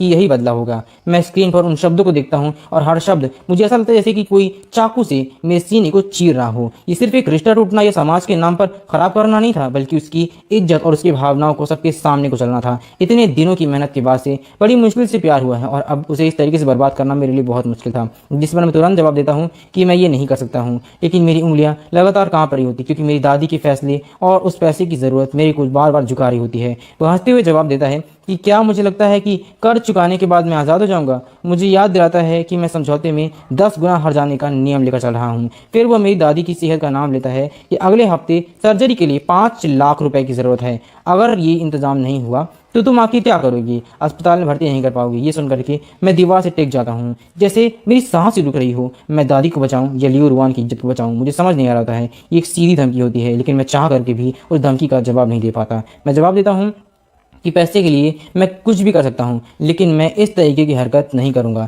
मैं पैसे को लौटा दूंगा, चाहे अपने शरीर का अंग अंग ही मुझे क्यों ना बेचना पड़े, लेकिन मैं ये काम नहीं कर सकता हूँ, क्योंकि लियो रुआन बेकसूर है। उसने कभी कुछ गलत नहीं किया। जिस पर वो ठंडे लहजे के साथ कहता है कि ये सब भलाई है, जैसे कि वो किसी भिखारी को सिक्का दे रही है। वो तो उनसे सिर्फ झूठ बोल रही है और पूछता है कि क्या इस प्यार को मैं समझा रहा हूँ, ये समझ भी रहा हूँ कि वो क्या है, और मैं नासमझ हूँ पूरी तरीके से। वो बार बार मुझे कई सारी गालियाँ देता है। फिर वो आखिरी में चेतावनी देता है कि अगर मैं बुधवार को रात 8 बजे तक उसके हुक्म में नहीं पहुंचा और वहाँ पर मैंने उसकी बेइज्जती नहीं की, तो वो पैसे देना बंद कर देगा। मुझ पर धोखेबाजी का मामला डाल करके मुझे ज़िंदगी भर के लिए जेल भेज देगा। वो आखिरी में कहता है कि सुनो, अब तुम्हें उसे बेइज्जत करना ही होगा। अब तुम्हें चुनना है, या तो उसे बचाना है या फिर अपनी दादी की जान खो देनी है। तुम्हें अपनी दादी की जान जाना ज़रूरी है, इसलिए उसे बचाना ज़रूरी है तुम्हारे लिए। स्क्रीन धीरे धीरे काली हो जाती है, जिस पर मैं दीवार से नीचे फिसल जाता हूँ। मुझे इस वक्त बिल्कुल समझ नहीं आ रहा था कि मैं क्या करूँ। मैं पागल हो चुका था कि मैं आखिर किससे बचाऊँ, दादी या अपने प्यार को। और ज़मीन पर बैठ करके अपने बाल पकड़ लेता हूँ। बाहर सीढ़ियों पर धूप चमक रही होती है, चिड़िया चहका रही होती हैं, लेकिन मेरी दुनिया में जैसे पतझड़ और ठंड का मौसम शुरू हो चुका होता है। इसके बाद से मैं कई दिनों तक बिल्कुल बेजान रहता हूँ। मैं एक बेजान शरीर की तरह जीता हूँ, जिस पर लूरियान मेरे हाथ देकर के पूछती है कि आखिर क्या हुआ है? क्या तुम्हें कोई दिक्कत है? तुम 2 दिन से सोए या खाए नहीं हो क्या? क्या हो गया तुम्हें? तबीयत को खराब तो नहीं तुम्हारी तबीयत? मैं अचानक से अपने होश में आता हूँ और उससे बोलता हूँ कि नहीं, कुछ नहीं हुआ। उसके खूबसूरत चेहरे को देखता हूँ और देखता ही रह जाता हूँ, जिस पर उसकी आंखों में जो चिंता और उसकी जो खूबसूरती थी वो बिल्कुल साफ और असली थी। मैं समझ नहीं आ रहा था कि आखिर उसे कैसे और किस तरीके से परेशान करूँ, और अगर मुझे ऐसी लड़की को उसी के जन्मदिन पर सबके सामने बेइज्जत करना पड़े तो ये मेरे लिए बहुत बुरा है। अच्छा होगा कि मैं खुद को ख़त्म करना पसंद करूँ। मैं ज़बरदस्ती मुस्कुराते हुए कहता हूँ कि कुछ नहीं, बस परीक्षा की तैयारी की वजह से मैं थोड़ा थका हुआ हूँ। जिस पर लियो रुआन मुझे बेवकूफ़ कहती है और अपने थैले से और अपनी ताकत की कुछ गोलियां निकालती है और बोलती है ये पिल्स ले लो, ये तुम्हारे लिए कुछ मदद करेंगी। एक डिब्बा निकाल कर मेरी तरफ देती है और कहती है कि साथ में एक गोल्डन कार्ड भी दे रही हूँ, ये एक तरह का इन्विटेशन कार्ड है। वो मुझे इन्विटेशन कार्ड देने के बाद से कामली किताब पढ़ने का नाटक करती है, लेकिन उसके कान पहले ही लाल हो चुके होते हैं, क्योंकि उसे काफ़ी ज़्यादा शर्म आ रही होती है मेरे करीब आने से। और वो धीरे से बोलती है कि अगले बुधवार उसका जन्मदिन है, और भले ही उसे इस चीज़ की पसंद नहीं है कि वो इस तरीके के फंक्शन करे, लेकिन उसके माता पिता जोर दे रहे हैं और मुझे वहाँ पर ज़रूर आना होगा, क्योंकि मैं उसका साथी हूँ। उसे नाचने में उसे मदद करूँगा, यानी कि डांस पार्टनर बनाना चाहती है। मैं रेड इन्विटेशन कार्ड को देखता हूँ। मेज के नीचे मेरे हाथ कस करके मुट्ठी भींच जाते हैं कि आखिर मैं करूँ तो करूँ क्या। एक तरफ वो मुझे इन्विटेशन के लिए बुला रही है और दूसरी तरफ वो इन्विटेशन पर जाने के लिए मुझे बेइज्जत करना होगा। नाखून इतनी तेज़ी से मैं चुभाता हूँ कि मेरे शरीर और हाथ से खून निकलने लग जाता है। समझ नहीं आता कि मैं क्या करूँ। मैंने उससे फिर भी कह दिया कि ठीक है, मैं आऊँगा। ना चाहते हुए भी मैं जाने के लिए मजबूर था, लेकिन मैं केक उस पर बिल्कुल नहीं फेंक पाऊँगा, जिस पर उसे बिल्कुल अंदाज़ा नहीं होता है कि मेरे इस ठीक है के पीछे इतनी बेबसी छुपी हुई है। वह खुशी होकर के मेरे पैरों से हल्के से मारती है और याद दिलाती है कि मुझे वही सफ़ेद वाला कपड़ा पहनना है, क्योंकि मैं उसमें काफ़ी ज़्यादा खूबसूरत लगता हूँ और वो हमारी लाइट की ड्रेस का काफ़ी ज़्यादा बड़ा हिस्सा है। उसकी चमकदार मुस्कान देकर के मेरा दिल ऐसा महसूस हो रहा होता है जैसे कोई आरी लेकर के उसे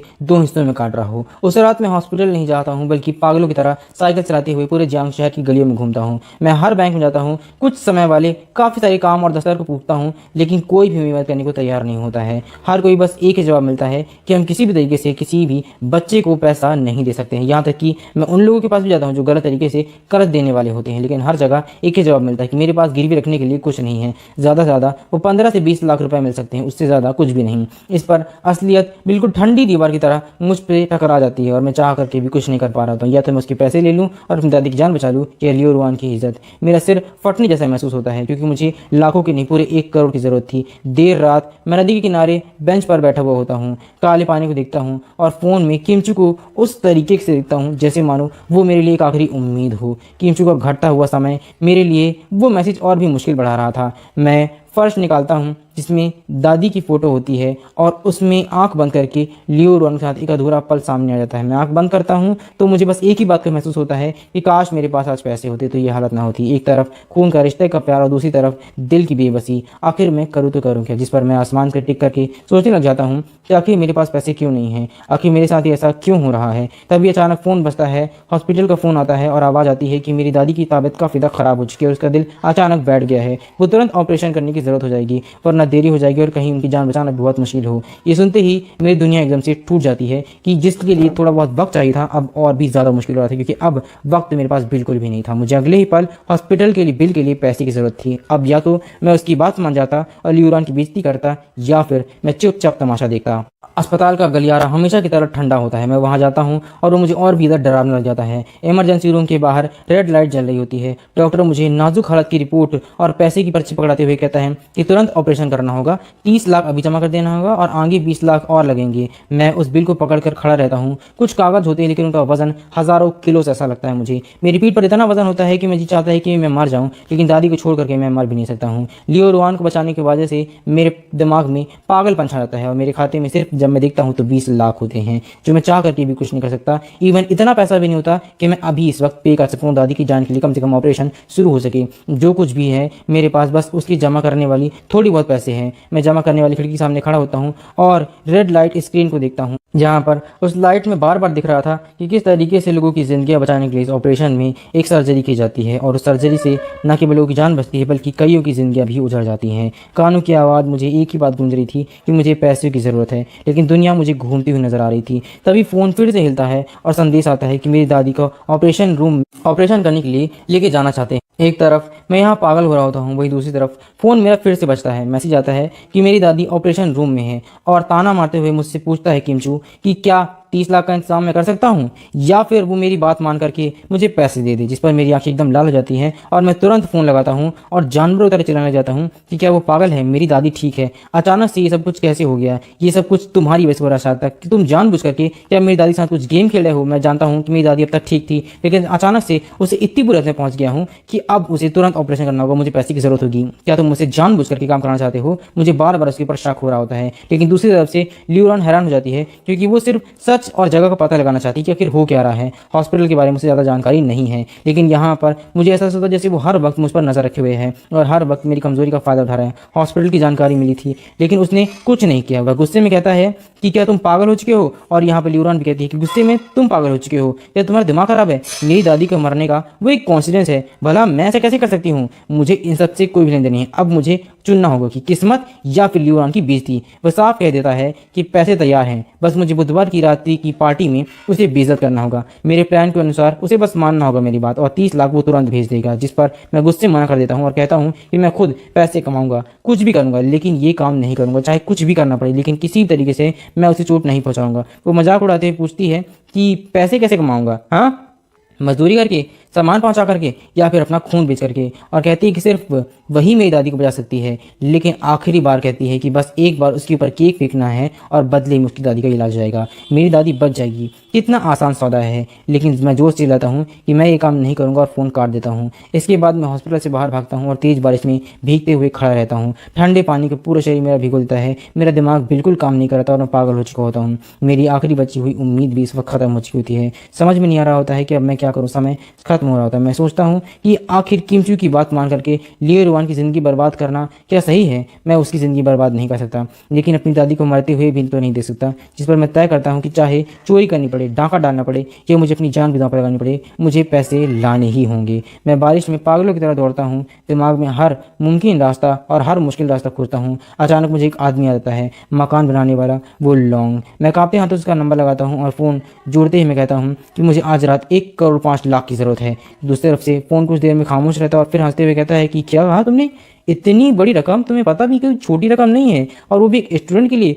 लीगल तरीके से तो इसे पाना नामुमकिन है, लेकिन एक खतरे वाला काम है जो कि पूरी तरीके से इनलीगल है। देखो, लीगल तरीके से तुम इतने सारे पैसे नहीं कमा सकते हो और एज अ स्टूडेंट होने के नाते तो बिल्कुल नहीं कमा सकते हो, लेकिन इनलीगल तरीके से पैसे कमाए जा सकते हैं, लेकिन तुम्हें अपनी जान को जोखिम में लगाना होगा। तो सुनो, कुछ फार्मा कंपनियां मिल करके एक नई दवा बनाना चाहती हैं शरीर के लिए, जो कि खराब अंगों को सही करने के लिए है। लेकिन अभी इस पे काम चल रहा है और हमें ऐसे अंग चाहिए जो कि इस दवा को टेस्ट किया सके, जिसमें शरीर खराब होने का भी खतरा होता है। एक बार में 70 लाख मिलेंगे। सोच लो, मैं बिना हिचकिचाए पूछता हूँ कि क्या कोई और तरीका है, क्योंकि 70 लाख कम पड़ेंगे। जिस पर वो थोड़ा सा और हैरान होकर पूछते हैं कि क्या तुम अपनी जान लेना चाहते हो। वैसे एक और रास्ता है, छुपकर होने वाली लड़ाई। मैदान में जानलेवा मुकाबला होता है जहां पर लोग एक दूसरे की जान तक लेने की कोशिश करते हैं। मैं अगर 3 बार में बच गया तो मुझे 30 लाख मिलेंगे, लेकिन सामने वाला एक पुराना मुक्केबाज है जो पहले ही किसी को बेहोशी की हालत में डाल चुका है। ये सीधे किसी की जान पर दांव पे लगाना होता है, लेकिन मेरे पास कोई और रास्ता नहीं होता है, जिस पर मैं बिना रुके बोल देता हूँ कि मैं दोनों करूंगा। आज लड़ाई करूंगा और कल दवा की जांच करूंगा। ये सुनने के बाद से वो एकदम सरप्राइज होता है कि ये बच्चा पूरी तरीके से पागल होकर अपनी जान पर आतुर हो चुका है,